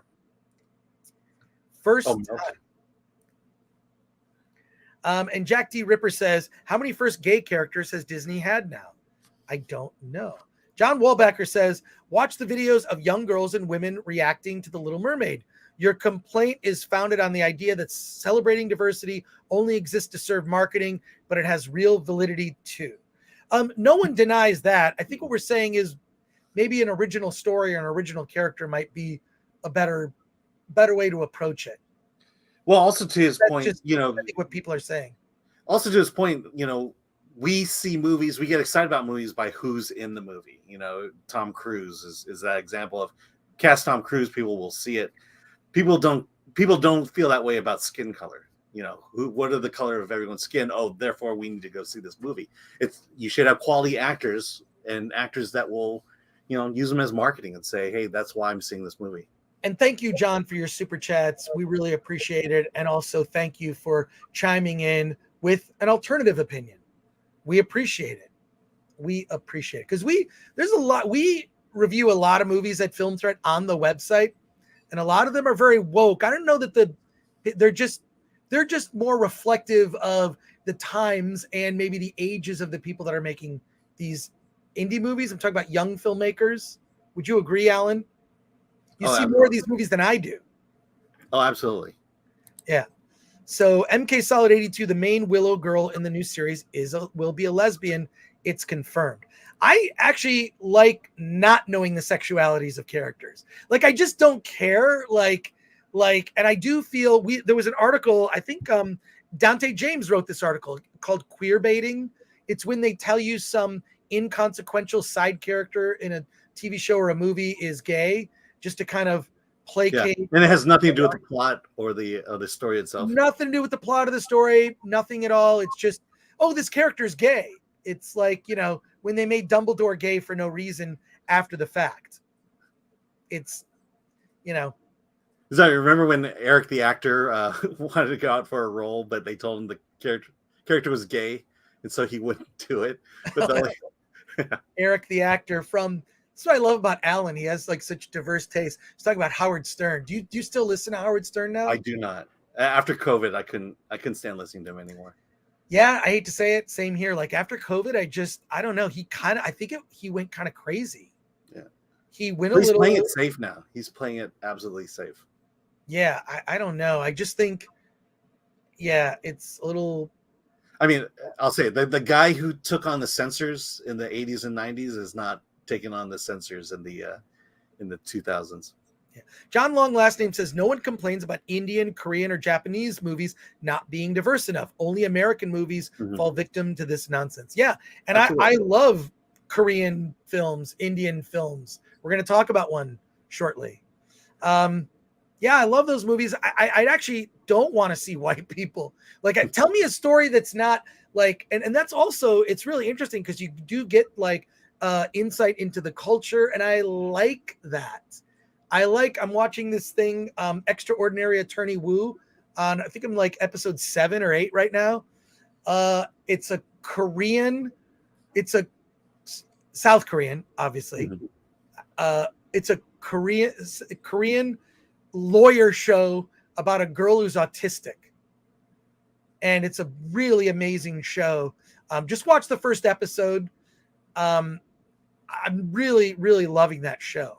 And you're not upset by the lack of diversity in that show? I don't care. I don't think I've seen a white person in it, frankly.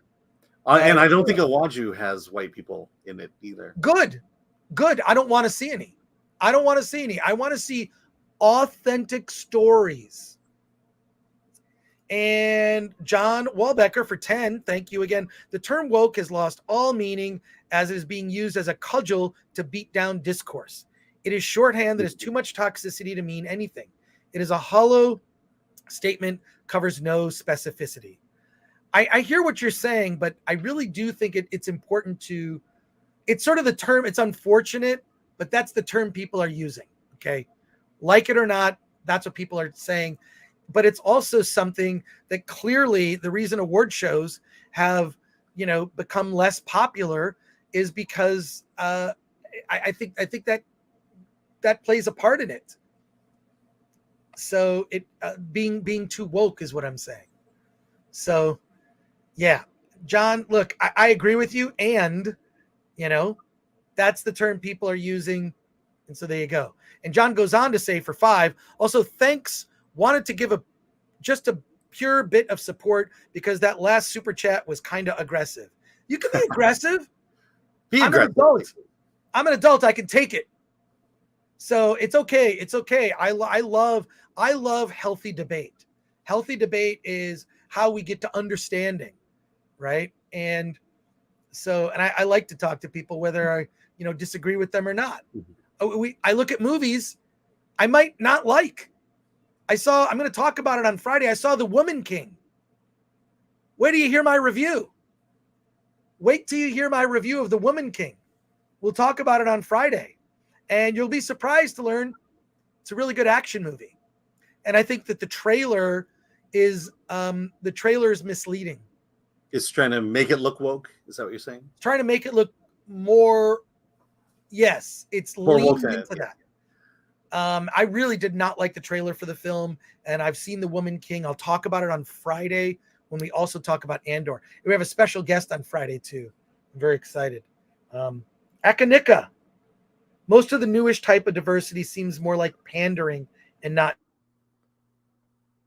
Yeah, I see. That's where it's like, yes, it seems pandering, and then it's used in the marketing, and it's like, wait a second, like, we've seen diverse casts in science fiction for a long time. Alien, original Star Trek series. Look, in Lightyear, they pandered to the same-sex couple. The people they were pandering to, they didn't show up and watch the movie. Yeah, they did not go to the theater to support that movie. Yeah, true.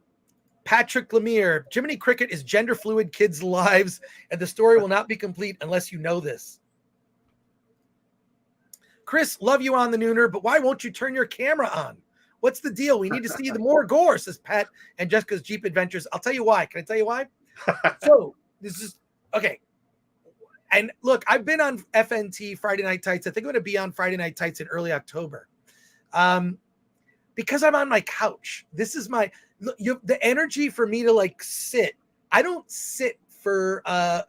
usually don't sit for more than 20 minutes. I have to get up.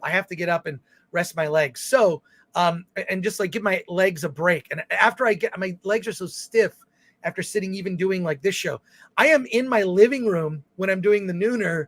So I'm off camera because I'm literally slouching on my couch and I'm answering emails. I'm talking to Alan on River. I'm texting people. Like, I'm listening to Gary. And when I feel like I have something to add, I'll talk. But yeah, I'll you know what I'll do just for you, Pat and Jessica? I will turn my camera on and show you my living room, and you'll see a lot of times I'm not even like I haven't like changed from what I slept in. Okay. So I literally get up, I get on my couch, 9 a.m. I'm drinking coffee, I'm answering emails, I'm doing stuff. And then like Gary's like, here's the StreamYard link, go. And then I'm on the show. So I don't turn my camera on. Look, Mahler doesn't turn his, I don't even know what Mahler looks like. I don't know what Yellow Flash looks like. I feel like in their case, you know, people know what I look like. In their case, people don't know what they look like, and they prefer to have their privacy. And I respect that.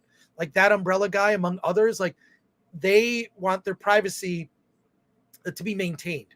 I completely respect that.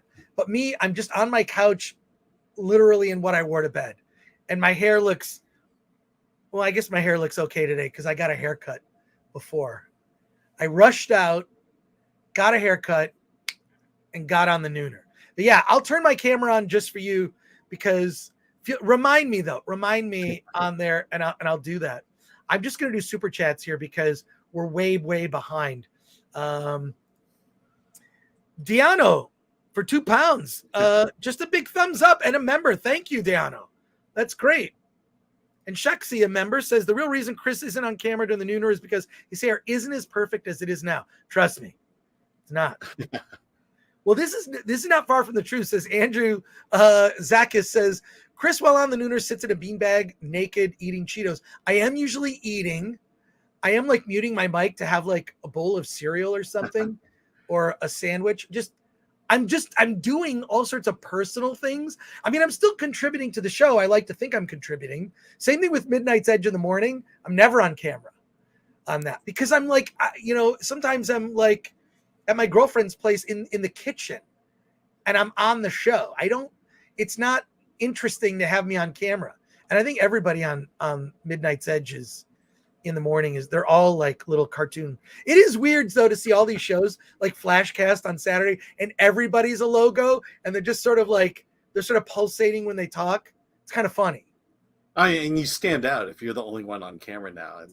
Yeah, but I like FNT. Everybody's on camera except sometimes special guests aren't on camera. Like it's a Gundam. Like it's fine. I will be on camera though during the Nooner next week, if I don't look too horrible. Buford T. Justice, who was watching the Nooner, for $9.99, woke isn't a nondescript, non-specific term. It is slang for cultural Marxism, which is the intent behind identity politics in intersectional feminism. Wokeness is cultural vandalism. Okay. Well said. I feel like there could be a debate going. in the chat that, I just feel like it's something that certainly doesn't resonate or appeal with mainstream audiences. And I think that when you put agenda ahead of storytelling, this is something that Quentin Tarantino spoke about recently. When I say recently, like maybe 6 months ago, he was doing the talk show circuit. When you put agenda, he said it in the most nice way. I believe he was on Rogan. He also did he do Bill Maher? I love Quentin Tarantino whenever he does interviews, but he talked about when you put agenda over storytelling, it's not what it should be. So, well, I mean, we see that with My Son Hunter. There's a specific message in there that they're trying to get across, and it just doesn't work in that movie. And TPPT, the Woman King, way to throw the cast and movie under the bus, the way they advertised it. Yeah, I think that the marketing and the way they're promoting it isn't the movie. The movie is an action movie that's based on true historical events that have been somewhat sanitized. But it's also, you will be shocked to learn, it's also something of a mother-daughter story. Mm-hmm. And it's a type of action movie you don't get to see very often. I thought it was very good. I'll talk about it in more detail on Friday. But the marketing is turning people off, unfortunately. Yeah, I'm hearing nothing but great reviews for it as well. Yeah, I don't know that it's not 100% on Rotten Tomatoes. Not 100%. Yeah, but it's up there. But is it like a B minus? Yeah. Me too. Yeah, I would say. Willie, the Epic Monkey King for $4.99. Do you think the real problem is diversity or wokeness, but that Hollywood doesn't like most of America? Oh, Hollywood doesn't like most of America. Look, I've sort of, my whole career, I've sort of had like 1 foot as an indie and 1 foot as like I worked for Stars, I worked for IFC, I worked for FX on a show. Like I'm talking about on camera. This is the early 2000s. If you look up old clips of me, please don't laugh, but don't clap either. But yeah, no, like, so yeah, and there's definitely sort of an elitism that always used to annoy me. It's just like, look, you act like what you do is really important, and to some degree it is, but no more important than people with other types of jobs. So it bothers me that this is sort of like what we do really, really matters and is super important. It's like, it's just TV. It's just whatever, like, relax. And certainly take your job seriously, but don't take yourself so seriously. But yeah, you're right. They, I feel like people from Hollywood would benefit quite a bit by traveling to other parts of the country. Like, I don't know, go to, I was going to say Birmingham, Alabama, but that's pretty, or maybe Athens, Georgia. No, just get out of New York and LA and go to other places. I love it. People are really nice to each other, and I encounter more positivity than negativity. So people in LA, they don't know their neighbors. In Pasadena, I know every single neighbor. We all know each other. We all say hi to each other. We goof on each other. We'll joke around. That's just how I grew up in the Midwest. I want to know the people I'm around. Thank you, Willie, the Epic Monkey King. I just think that, and I've said this before, that Flash Gordon is the story of Ming the Merciless, who ruled all the kingdoms of Mongo, and he stayed in power because he kept them fighting amongst each other. And I think if you keep people fighting amongst each other, they don't realize the real enemy might be Ming. Right? See, that's the point. Wokeness is just that. It's meant to keep everyone fighting with each other. It's not to solve the problem. It's to continually point out that you have the problem and you will never get rid of it because you're white or whatever. And there's no sense in the woke movement that there is the goal of equality. The goal they say they want is not in any of the policies or any of the tactics they use. Right. By the way, the Woman King is at 98% on Rotten Tomatoes, 47 reviews, 2 negative, and of course the negative reviews are from white guys. So, are you going to see it, Alan? Now I'm going to see it. Okay. Will you see it on Thursday then? So we'll talk about it Friday. Okay, yeah. Good. I wasn't planning to, but I will now. You need to see it. I'll see Pearl. You probably don't need to see Pearl. Yeah, I'm not going to see Pearl. Okay, I'll see Pearl. You see The Woman King. We'll talk about it. I'm excited for Pearl. Seeing it on Thursday. Bert for 5 says Matt Smith winning big at life. Current number 2 movie, Morbius, and number 4 show, The Crown, both on Netflix, plus HBO's number 1 show, House of the Dragon. Hell yeah, Matt Smith, well-deserved success. I really would have liked to have seen his character in Rise of Skywalker, what the movie would have been had they not brought back Ian McDermott as the Emperor. What was that movie supposed to be? I still think it would have been garbage, but yeah. And look, Andrew Zakis, I'm sure I'm saying it wrong. Please forgive the pronunciations of names. Ian McKellen, who played Gandalf, is gay. Yes, nobody cares.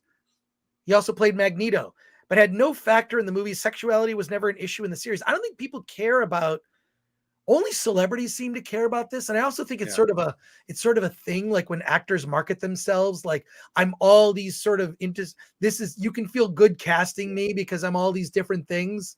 Like I really miss not knowing anything about celebrities.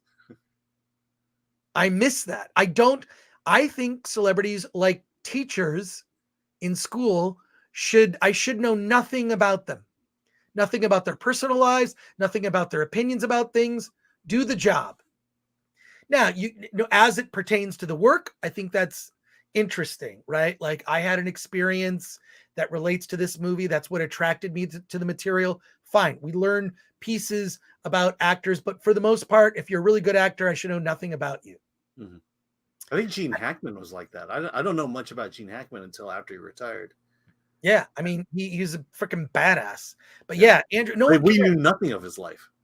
There's a weird sort of revisionist history of like, well, people were upset that Ian McKellen was gay. I never heard that once. Yeah. During Lord of the Rings, when the Lord of the Rings trilogy was rolling out, nobody cared. John, dude, we appreciate it. Thank you for 10. John Welbecker. A major gay star is certainly important to young gay people. Not all, but enough have said as much that it is ignorant to say no one cares or it isn't important to someone. Well, I will say this. We don't care in the sense that that's not a negative, right? That's not a negative, right? Like, so I understand what you're saying for sure. It's unfortunate that people like Rock Hudson had to stay in the closet for so many years, right? We live in a different time now. And what I'm saying is when I say nobody cares, I think you're misunderstanding my meaning, John. What I mean is it doesn't matter to someone that they care about the work more than anything on screen. It doesn't matter. But if it does matter to young gay people, fair enough. I think Peter Jackson didn't hire Ian McKellen because he was gay. He hired him because he was Gandalf, and being gay was the benefit. And young gay teens liked, or young gay people liked the fact that a gay person was playing Gandalf, but it had nothing to do with being gay. Exactly. So that's what I mean when I say no one cares. But I understand your point. I totally get your point.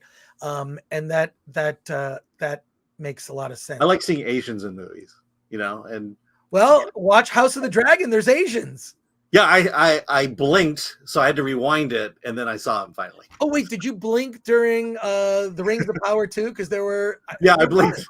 No, for some reason my eyes were open. And I saw the quick glimpse of the Asian person, but yeah, I did blink during House of the Dragon. Well, I think the one thing that's interesting is that some of the better actors on the show are not the white actors. Yeah, you know what I mean. Like the guy who plays the elf, I think he's very good. Yeah, he's got like almost regalness to him, and the woman who plays Princess Diza, I think a lot of people said Yellow Flash said she won me over. Mm-hmm. Like she's very good. Yeah. So I think it does make sense to reserve judgment on these things. It's not a marketing positive. Yeah. And I think Nick Fury, Samuel L. Jackson had everything it took to play Nick Fury, and no one cared that he was playing. Well, he has that gravitas. He's got no superpowers, but his superpowers is he's Fury. Yep. Absolutely. So, he fills the role. He performed the role the way it was meant to be. Ian McKellen, the same thing. He was Gandalf. There's no question about it. Oh my God. This has been a talking to the chat show, I guess. We are going to get to. Oh my God. We haven't even got the blonde yet. I mean. Oh man. And we're going to have a packed show on Friday. We're going to get to it. They're going to be capsule reviews, but we will do them, folks. So please stick with us. Wampus Biscuits has a very good point. Guys, any thoughts on Brendan Fraser's comment that Batgirl is the canary in the coal mine for Hollywood? I think he mentioned, better to work with trusted filmmakers. I mean, he was in Batgirl, and then, the whole project got canceled, and now he's in this movie called The Whale, which I hear is phenomenal. Yeah. I hear it's like an Oscar-worthy performance. Yeah. So I cannot wait for that. We're getting into Oscar season now. So yeah, I think I agree with that. Comment. Tyler Perry had some really interesting comments talking about because a lot of like Hollywood, you got to learn on the job, but you got to do every job on a film set. You got to in fact, a friend of mine wrote a book about this. Paul Salamoff wrote a book. You should look this up. If you want to get in the industry, read this book. It's a very short book. It's called Setiquette. Setiquette is a book that is about etiquette on a film set. What each position and what each person is supposed to do on a film set, how you're supposed to conduct yourself, ways you may be slowing down the production and whatnot. But Tyler Perry had some interesting comments basically saying that because he has his own film studio in Atlanta, and he's like, hey, we mentor people. And it's very possible some people are being put into positions they're not qualified to be in. He didn't use those exact words, but that's effectively what he meant. And part of building his own studio was to build the talent up, the talent pool. And whatever you think of Tyler Perry's movies, I really like Tyler Perry. I thought he was great in Gone Girl. He was great in Gone Girl. And briefly, we saw him in the 2009 Star Trek, but I really like Tyler Perry a lot. But he has a sobering opinion because he owns his studio. He's the businessman behind that studio. He understands the economics of what it takes to run a studio, which is completely lost in the conversation. Yeah, he has his own studio in Atlanta where he makes his movies. He's got a very dedicated audience. He's making movies for that audience. The movies generally that Tyler Perry makes they don't necessarily appeal to me. I'm not what's that? He dresses in drag. Medea, yeah. I've never seen a Medea movie. I've never seen a Medea movie. You know what? Maybe they're brilliant. Maybe I should, but there's just something about it that just doesn't appeal to me. Whatever. My favorite cross-dresser of all time is Glenn Milstead, and nobody knows who that is. Everyone's furiously Googling Glenn Milstead. I think I know who you're talking about. Or do I? Well, if you're a John Waters fan, you know who Glenn Milstead is. Okay, now I know who you're talking about. All right, yeah. Now you know what I'm talking about. Okay, Okay. the thing was, Tyler Perry, he made movies. That movie made money, and that money he used to make another movie. And that's the importance of making movies that people want to see so that you can keep on making more movies. If you want to pursue the route of indie film, Tyler Perry is the man. He is a man to admire. He doesn't just make his own indie movies. He made his own studio so he could keep making indie movies that he then profits from. And he makes deals with studios, to sell his product, but they know it's gonna target a specific demographic. It's made for a certain. It literally is a math formula of this movie is worth this much money. I think I'll make it for this much, half as much, so that I'll make this much. Like, this is what the market bears. So he just backwards engineers his budgets for what the market bears. Very simple. So but I had really and he has employees that he pays. He grew a studio. Do we review the Tyler Perry movies on filmthreat.com? I don't think so.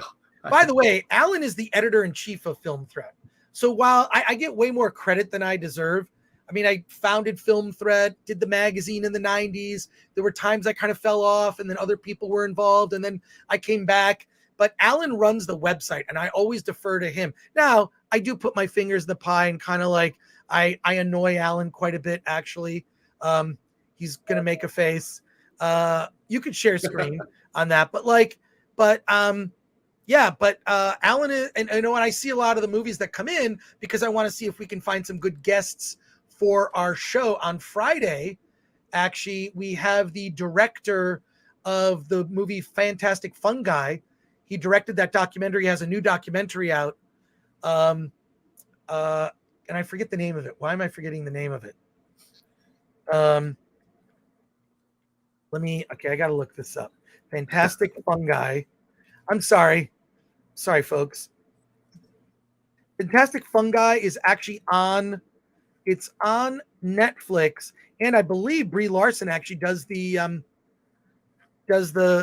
narration for it. Yeah, see, she's not all that bad. Louis Schwartzberg did that movie, and we are going to have him on the show on Friday. His new movie is, which I just saw, why am I forgetting the name? It's a sort of an innocuous name. It's like Attitude of Gratitude or something. Gratitude Revealed. Very spiritual film. We're going to talk about it. I think I sent you the screener for it, Alan. Yeah. So, back to some comments here. Barton Bella, Hollywood owes Brendan an apology, especially those Me Too harpies. I think there was an overcorrection. I think certainly monsters in this industry, like producers Harvey Weinstein, needed to be rooted out and served justice. But a lot of it was, a lot of these things became like power plays in a way. And Brock Samsonite, are you going to see Don't Worry, Darling? I'm seeing it Monday. And Alan, are you seeing it? I'm hoping not to, okay. But if I have to, I will. Monday, there is a screening, an IMAX screening. It's a special live Q&A event. It's 4:30 p.m. Pacific time on Monday. Can you get tickets? And we'll talk about it. Don't Worry, Darling? Yes. Use your A-list or whatever. Yeah. Okay, I'll look it up. Okay, look it up while I'm going through these. Fuzzy says, how long can they keep claiming this is the first ever insert minority or sexual orientation? They really need to stop doing that, because for everyone that they say this is the first ever, it's like this is the first maybe in the last 5 years that people can remember, but there's way too many that like well, that's the thing is there comes a point where I think we're at a point where we can celebrate the diversity that's going on currently. That I don't think the picture is as bleak as we're being led to believe. I mean, right. There are more Asians working in Hollywood than ever before. There are more women directors in television than ever before. The African American cinema and film is, there has to be a point where we can actually celebrate and say, hey, racism solved. Okay. Maybe not that far, but it's certainly better now than it was back in the 70s when I grew up. 100%. We really are running short on time. Let's talk about Blonde, because I want to hear about it. I know. I saw it last night. Did you see it at Netflix? Yeah, I did. Yeah. Okay. Yeah. I mean, for one thing, you need to see this movie in a movie theater and not on your screen. This movie is cinematic art. It basically is shot in the style of film during the lifetime of Marilyn Monroe, and so there's a lot of the 4:5 ratio, the postage stamp ratio, black and white. You kind of see here the more cinemascope type, the Technicolor here in the background. But let's just say this is a movie where after it was over, I just had to sit there and kind of chew on what I saw. I talked to a critic next to me, and it was like, I need some time to really think about this one. I mean, that's how deep how deeply emotional this movie is. I don't know if that's the right term, but basically this is the story of Marilyn Monroe. Starts when she's a child, and it basically follows her story throughout every single traumatic point in her life, which is her entire life. But it focuses strictly on her trauma and on the way she was abused by the people around her, her family, and how she was abused by the studio system, and how this kind of led her down this very dark path. And I would describe it as a much darker Elvis, because Elvis is essentially the same story, but this one is really, really dark.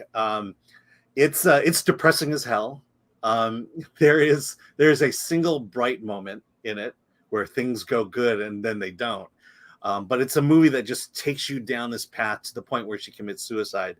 And by the end of the movie, I wanted to commit suicide. That's how depressing this movie is, and how much you are in it, how much you are feeling her feelings, and how much you understand why she went down this dark path and why she ultimately killed herself. And I always say movies are about great movies make you feel. Well, this movie makes you feel, and it's not going to make you feel good at the end. And so I kind of wrestle with whether I like the movie or not. I mean, I appreciate the storytelling. I appreciate the fact that they went to dark places, really dark places. I appreciate the artistic and sound design of this movie. But like Titanic, it's one of those movies where it's just hard. It's going to be hard to see it again because it's going to take you down some pretty deep rabbit holes of depression, and it's torturous. Let's say it at that. When you say rabbit trails, do you mean like rabbit hole? I meant rabbit hole, but okay, because that's normally a rabbit trail is kind of like from a belly button. It's like the little hair. Forget it. Yeah. Forget I said it. It goes down a very specific path.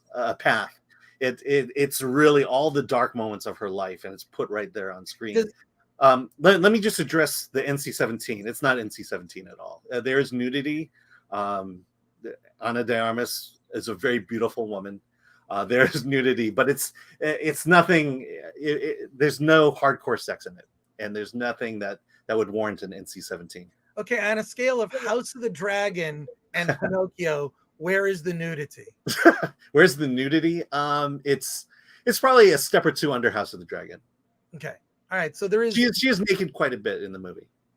Does it But it's boobs. It's does all it boobs. go over her relationship with a president of the United States? Maybe that would be a spoiler if it was. I think you're giving it away, Alan. But yeah, well, that's not a spoiler if you know the history. So Yeah. is it? No, is I it mean the history is there. I'm seeing the stills from it. Is it in black and white and color? Yes. Yeah, and it's not like it starts in black and white and ends in color. I'm curious as to the reasoning behind these transitions, but I think a lot of times it's either to support the emotional tone of the scene or it's to kind of create a transition of tone in the movie. Got it. So Okay. and again, it also moves from the postage stamp aspect ratio to CinemaScope, and it just kind of goes everywhere in between. It starts 4:3 and goes to 16:9. Yeah. Okay. But throughout the film, there's it just jumps all over the place. And it's that's 3 hours. I think that's an artistic choice. 3 hours. Wow. This movie is long. And again, if you're depressed and you're feeling tortured by this movie, it keeps going. And you're just gonna keep feeling this way. Okay. And like I said, her marriage to Arthur Miller was probably the only bright moment in her life in this movie. All right. Well, I'm curious to see it. Yeah, but it's something. Definitely see it. I know you're saying see it in a theater. When there's another type of screening, maybe. What is the video game in the background, Alan? Oh, that's a Marvel's Avengers. That's Black Widow in a bikini, and that explains everything. So, cool. All right. So, I will see it. I don't know 3 hours in a theater. If it's not a movie called RRR, I'm not sure I can do that. But the thing is, I can't imagine watching this movie at home on either my big TV or my iPad. You're going to get distracted, and I feel like you're going to shut it off. And, and I'll say this about Ana de Armas. She's great. She's great. She's Marilyn Monroe, and it really comes across. And yes, they race swapped it, Well, let's go to specific questions in the chat about Blonde. Front Row Flynn says, when I cry at the end of this movie, I'm going to blame Alan. No, you're not going to cry. You're not going to cry. You're just going to want to kill yourself. It's depressing. It is depressing. Rock Samsonite, does it use any real footage of Marilyn? Very little. They insert her into her movies. They insert on into it. Patrick Lemire, so does it go down the middle or go the JFK conspiracy path? Oh no, it's the conspiracy path. Definitely. TPPT says it's a hit piece on white Hollywood then? Yeah. I mean, it's kind of interesting, but it's not just Hollywood, but it's the men in her life. It was her family growing up.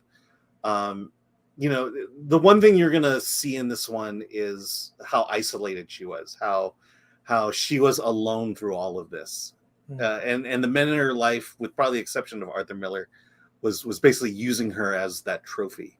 And there's an interesting threesome that occurs between her, Edward G. Robinson Jr., and Charlie Chaplin Jr. that kind of plays throughout the film as well.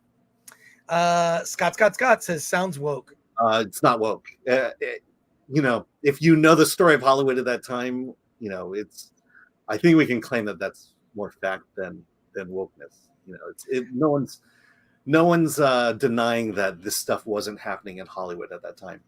Someone in the chat says she may look like Marilyn Monroe, but she sounds like Marilyn Monroe's housekeeper. Terrible casting choice. Oh, yeah. Sorry, I'm in love. But okay, so you would recommend it, but just be prepared that there's a lot of there's a lot of qualifications to me recommending it. You need to kind of strap in and know what you're getting yourself into, or it's going to be a very long night for you. Gotcha. All right, well, let's switch gears here. We're going to switch gears. We're going to talk briefly about this film, but there's a good comment that kind of kicks off the conversation here. Peter Ackeray says, I saw Brahmastra at the IMAX 3D theater this past Sunday. Me and the 6 other people in the theater really liked it. I was in a theater with maybe 20, 30 people, and it was the first showing of it on a Friday. And I mean, it was a giant theater, so it felt pretty empty, even though there were about 30 people in there. I had the same thing. And there, if you look up, like, now that I discovered RRR and some other Indian films, I follow a lot of Indian movie accounts. They're all talking about how Brahmastra tanked at the box office. So there's the Indian version of Alan and I, India Threat, and they're talking about how this movie tanked. But yeah, it did not do very well at the box office. But actually, RRR didn't do that great when it first opened. That was a thing that was an acquired taste. So Brahmastra, I think the point of RR was that it outperformed whatever it was up against. Granted, it was just after, COVID returns, but I think RR was performing well. It was it did decent, and that was early March. Yeah. Early March, I think it opened earlier this year. Back in March, it opened. Right. But Brahmastra, I saw Brahmastra. It's weird. It's filled with dance numbers. It's also fun. There's an endearing lead character. You discover that he is an orphan. He meets a rich girl that he falls for. Oddly, I believe the same actress who was the lead in RRR. She was Ram's love interest. So you can look it up, or I can look it up here, the name of that actress. But in any case, so this guy kind of falls for her. They have this little sort of teasy little romance. He discovers he kind of has some powers, but doesn't know how he acquired them. There are these, I almost want to describe them as like ninjas, but they're not ninjas. And they have superpowers that are after the Astras. And the Astras are like these I don't know, artifacts that enhances one abilities. You already have to be kind of predisposed to have those powers, but once you have the Astra, your abilities are enhanced. But it's a weird, it ends up becoming like a weird light show when there's conflicts. I will say there's certain action sequences with this sort of evil sorceress and her two sort of ninja counterparts going after the lead character, trying to get like the artifacts, so to speak, that are amazing. Some amazing action sequences. It does have an intermission that our theater didn't show, but it's like, God, it's like nearly 3 hours long. The effects, I think, are overused. I think you could actually, I hate to say this, I know it's like the style of Indian movies to be 3 hours. This didn't need to be 3 hours. You could have cut a few of the set pieces out. But the dance numbers were actually pretty good. They just add nothing to the story. There's like a whole musical number where he just talks about how much he's in love. The lead protagonist is like, I'm in love, like completely unnecessary. And the effects are fine. And they're actually much better in 3D, except they're so overused.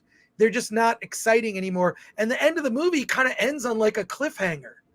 So, I mean, there's a reason they call it part 1 Shiva. It's like they're trying to, Shiva, they're trying to build a franchise. So what the second part is going to tell more of this world. It feels like they're trying to introduce the Avengers. What would be sort of the, Indian equivalent of the Avengers. So I did not love this, not even near how much I loved RRR. I would give it a mixed review. I would say if you're not into Indian movies or foreign cinema, this should be a pass for you. And I really feel really bad saying that, but it's being completely honest, really wanted to love it, but this movie is too overwrought, too ambitious. It seems like part 1 of a whole series.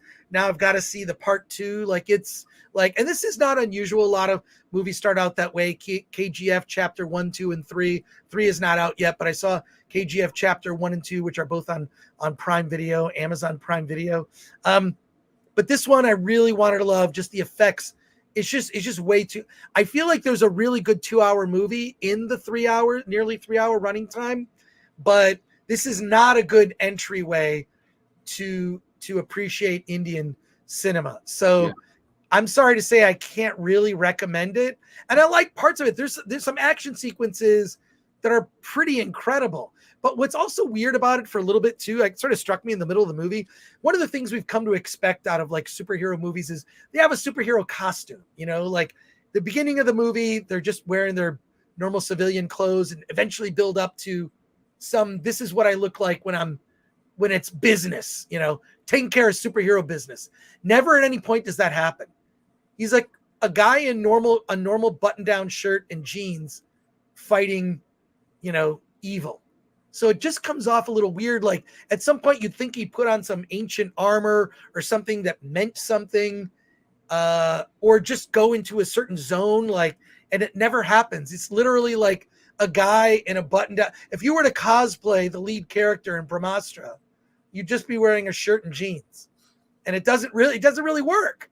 I feel like at some point, like get into even at the end of RRR, there's a transformation, there's a change. And I feel like they really set this up to be like, this is part one and you have to see the other parts, because it really kind of ends on a bizarre like cliffhanger. So here we go. Someone in the chat. Thanks for being honest, Chris. I thought you were going to recommend Brahmastra for us, like RRR. Lol. No, I strongly recommend RRR. Brahmastra, I don't know. I could change my mind after part two. If part two, but it like literally there were whole articles about how this movie tanked on release. But yeah, I'm looking at the synopsis here. Is this? I mean, it sounds like it's a love story more than it is. It's kind of a love story, but I mean that's part of it. But it's like it's sort of unite. And what's weird is, God, this is a spoiler. There's a little Asian kid in the movie that has powers, and spoiler. This is if you want to dip out for 1 minute and come back. They kill this kid, unceremoniously kill this kid, and then the characters just keep going. And I'm like, it's like a kid. Like, I mean, he's like 10 years old, little Asian kid, and he's got powers and he's trying to help, and he gets killed. And I'm like, wait, what? It was just bizarre. Bizarre. So, and Aiken says, welcome to genuine Bollywood. Yeah. Yeah, but like, look, I can't say I didn't enjoy some of it. I mean, the dance numbers were fun, and some of the action sequences are very good. But overall, I was left. I don't know that I want to continue this story. Bill T is a member. Thank you for that. RRR just felt really long. I hear you. I mean, it is really very. 3 hours is a long time for a movie. And is Brahmastra better than Black Widow in a bikini? Ooh, I know, like she's pretty kick-ass over here. I would say probably no. Someone in the chat says Brahmastra has 5.5 rating on IMDb. I think that's accurate. That's a fair rating. I would say 5.5. Yeah. Yeah, I mean, I think RR just had a bigger story that you know of India at that time. It was a very, you know, pro-India movie, and I think there's a grand scale to that's very accessible, and I think you're not getting any of that in this one. Yeah, well, let's see. Bethel Game says, but most of this Bollywood heroes have a costume, chest hair, and the mustache. Yeah, like Ram in RRR. That when he's got the police captain uniform on, police uniform on, and yeah, he is awesome. So I'm getting. It definitely felt like Last Airbender vibes. Vinziger, aka El Otaku, aka the Weeb Pillar, says, I'm getting anime/manga vibes from Brahmastra, and I'm so going to check it out. Yeah, it definitely has Last Airbender vibes. Like you've already got this power in you. Like these artifacts kind of enhance the power, and then it's about, you know, collecting these artifacts and reuniting them, and it's all convoluted and goes to history and, you know, his parents and this whole, like, you have to will this into being. I will say this, to give it a little credit, there are a lot of training scenes. Like, he's not just instantly good at this. Like, pretty much the whole movie is him training to learn these powers and only kind of really getting it at the end. And he's still not great. He's still not perfect. So I like that aspect of it. But again, I think a 5 is probably fair. Bethel Games, the only reason to watch an action Bollywood movie are the mustaches. And back to the Scott says, didn't mean blonde sounds woke. So, well, yeah, he was correcting himself in his comment. But look, we've got over 262 people watching. Please. Oh, wow. And Mr. Buttcrack Media just gifted 5 memberships. That's great. I think what you do is you go to it's usually like the next 5 people that are in the chat that aren't currently members become members. So thank you for that. Check out the members tab. Once you register, once you register your membership, check out the members tab. Alan did like 2 long kind of recaps, like longer than today, of D23. So there you go. And I posted a video of Hulk, who is appearing at Disney's California Adventure right now. Yeah, just scroll the members tab. You'll see videos and pictures, and we're going to be doing a lot more of that and giveaways specifically for members only. We're doing that. And there you go. One thing that interesting, I'm not sure if I should do this or not, but people in the chat, let me know. We're going to wrap up the show real quickly, but I wonder, a lot of people have come to Film Threat. It's new to them. Film Threat's been around for a long time in different forms. Film Threat started as a fanzine in the 80s. Then it became a magazine in the late 80s. And it was a print magazine in the 90s when I sold the magazine to Larry Flint. Then became a newsletter, an email newsletter for like a year. Then became a website. And now it's still a website and, a YouTube channel and whatnot. And we've made some movies here and there and used to distribute videos. But I will say this, a lot of people don't know the full story of Film Threat. So there is a documentary that's been in the works for over a decade. And there's a sizzle reel that kind of, if you've never heard of Film Threat, this will give you a good introduction to what Film Threat is and kind of its history, including some incredibly incriminating and embarrassing pictures of me. If you'd like, it's a little over 2 minutes, and we'll come back and on the other side and talk about this. But just check this out. It's a little teaser trailer for the documentary that's been in the works for over a decade, which is a period documentary mostly set in the 80s and 90s, talking about the rise and fall of independent film, sort of through the lens of Film Threat, and also how Film Threat came into being. It's the origin story. I was bitten by a radioactive Roger Ebert, which is Film Threat's origin story. Just check this out. We'll talk about it on the other side.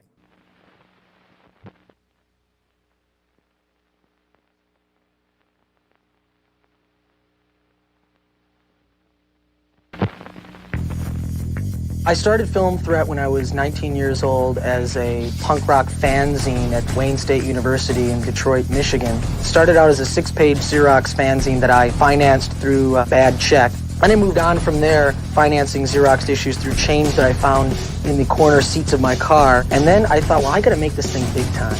I have got to make this thing a big time, seriously taken magazine. So I went to Value Village and I bought for $5 a business suit and a briefcase. And I went into a printer and I said, net 30, right? And they're like, fine.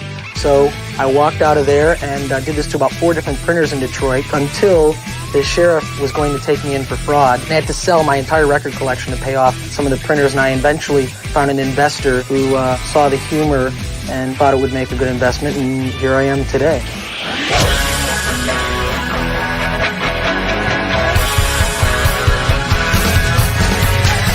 Hi, my name is Ben.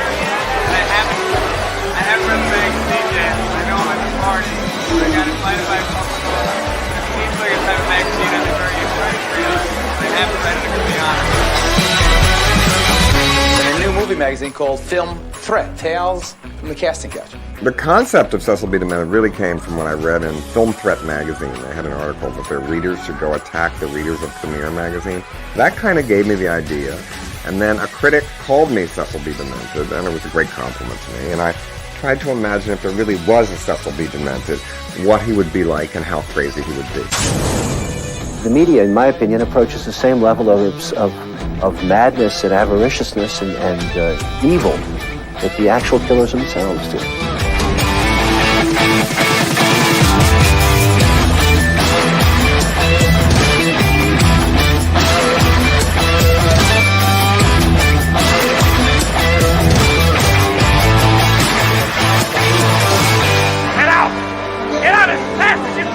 I do the magazine for the people who read it. I don't do it for studio execs. I don't do it for actors or actresses. I don't do it for anyone else, but I do it for the people.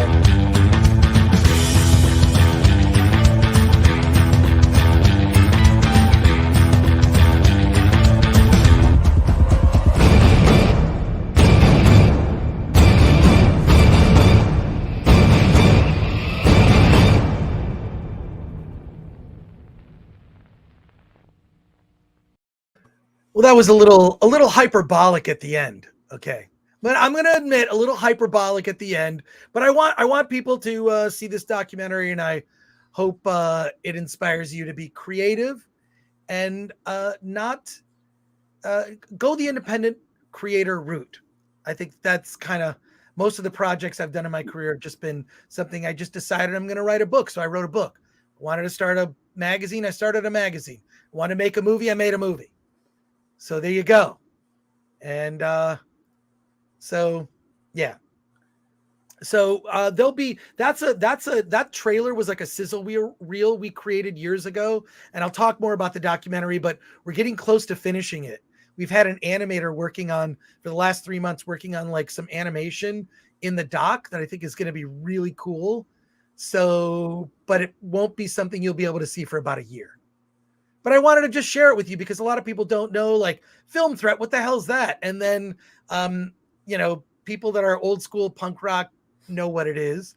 But Film Threats survived through many different eras in different forms. And I hope one day to be able to share the whole movie with you. Or we can, hopefully it'll come to a film festival, or you'll be able to see it on streaming. Anyways, we're going to wrap it up here. Look at this. Look at these comments. Chills, says Patrick Lemire. Dempsey, I'm sold. Spidey Sensei 72. Does he sell autographed copies of the old mag? I don't have any. Like, literally, I have maybe 1 or 2 copies of every issue except for 1 or 2. I'm missing like 2 issues. But you can find them on Amazon, or you can find them used on eBay. You can find old issues. $1.99 from Sean Zamir. So happy to catch the live show. Missed you guys. Hey, missed you too, Sean. Thank you. You're a member. We appreciate it. War Monkey, see Hollywood. That's how you make a trailer to get people interested. Hell yeah. Mark Girona. Was that Tracy Lords? Yes, that was Tracy Lords. I knew Tracy Lords back in the day. I put her on the cover of Film Threat. We interviewed her. I also did a TV show with her called The Ultimate Film Fanatic. It was a game show for film nerds. So there you go. And someone in the chat says, happily ever after? Not quite. King Roo says, that was wild. Looks amazing, says X McDouche X. Take my money, I'm sold, says Solomon Thornton. Let's see. That got me interested. I think I'm in love with that, says War Monkey. Thank you. Stiller. Yeah, Ben Stiller came to a party that we had years ago, along with a lot of other people. Like, it's weird because everybody kind of moves through the indie film thing. Like, anyone that sort of becomes mainstream, they kind of work their way up through indie film. So I get to know them, or I'll met them, and then they never talk to me. They go to Hollywood, and then there you go. So Patrick Lemire says, sounds sped up on the voice. It's not sped up. That's how he sounded when I was in I was a kid when that was recorded. I always find it amusing when Chris talks about the 80s with his baby face now. He looks the same way he did on G4, lol, says War Monkey. Well, thank you for that. And then Turo says Film Threat members only jackets. I think we do actually sell Film Threat jackets if you go to shop.filmthreat.com, we may sell jackets. But God, we didn't get to all the chats today, but we are going to have to wrap it up. I want to thank everybody in the chat. I want to thank you all for your attention, for your comments. You are part of this show, and I appreciate it. I want to thank Alan for seeing. He said previous to this statement, he said he saw more penis this year than he's seen, and now is made up for it in House of the Dragon and Blonde. Yeah, we are a good equilibrium here. So hey, right into the award season, nice clean slate, and we'll see which side of the scale tips over. Yeah, and then look, hey, here we go. Looks great. Congrats, man. Says Jack D. Ripper. And someone says, look, lack of diversity and equity in that trailer, Chris. There was, Chris. There was in the trailer. In the movie, A lot of white people in that trailer, Chris. Not in the movie. The movie's like kind of all over the map, but you'll see it. I mean, at some point you'll see it. Well, just the origins alone of Film Thread will dispel that. Well, the origins, no. I am already bracing to, like, there are people that are going to want to cancel me when the doc comes out. When the doc comes out, it's going to be controversial, is all I'll say. And there you go. I'm also talking about the founding members of Film Thread. There are a lot of people that were there in the early days. Film Thread's gone through phases. There was like the mid 80s phase, the late 80s phase, the early, everyone, like, yeah, it definitely ebbs and flows. Also want to thank Glenuccio, modding, producing, kicking ass. That thumbnail today. Okay. Give it up for Glenuccio. That thumbnail for today's show is freaking epic. You got to look. There's a subtle joke in there. There's a subtle joke. I don't know if you caught it. Look at the thumbnail for today's show. I mean, I had to look at it twice. I'm like, wait, what? Brilliant, Glenn. Brilliant. So I want to thank Glenn. We will be back Friday, 9 a.m. Pacific time. We're going to be talking about the first 4 episodes of Andor. We're going to be talking about the Woman King and Pearl. We've also got Gratitude Revealed. The director, it's Louis Schwartzberg. The director will be here. He's going to be later in the show. He's going to be talking about his documentary, Fantastic Fungi, which you've not seen. This doc is brilliant. And then Gratitude Revealed is his new documentary that is just now out. He is a brilliant documentary filmmaker, and I cannot wait to talk to Louis. And I want to thank, more than anything, I want to thank our audience here. We would not be here without you. Growing audience every week. It seems like we're getting like 300, 400, 500 now. Like it's like growing. So Friday's going to be our big show. Andor. We will answer all of your questions. And Alan will be honest. Yeah, it's great. It's the best thing on Disney Plus.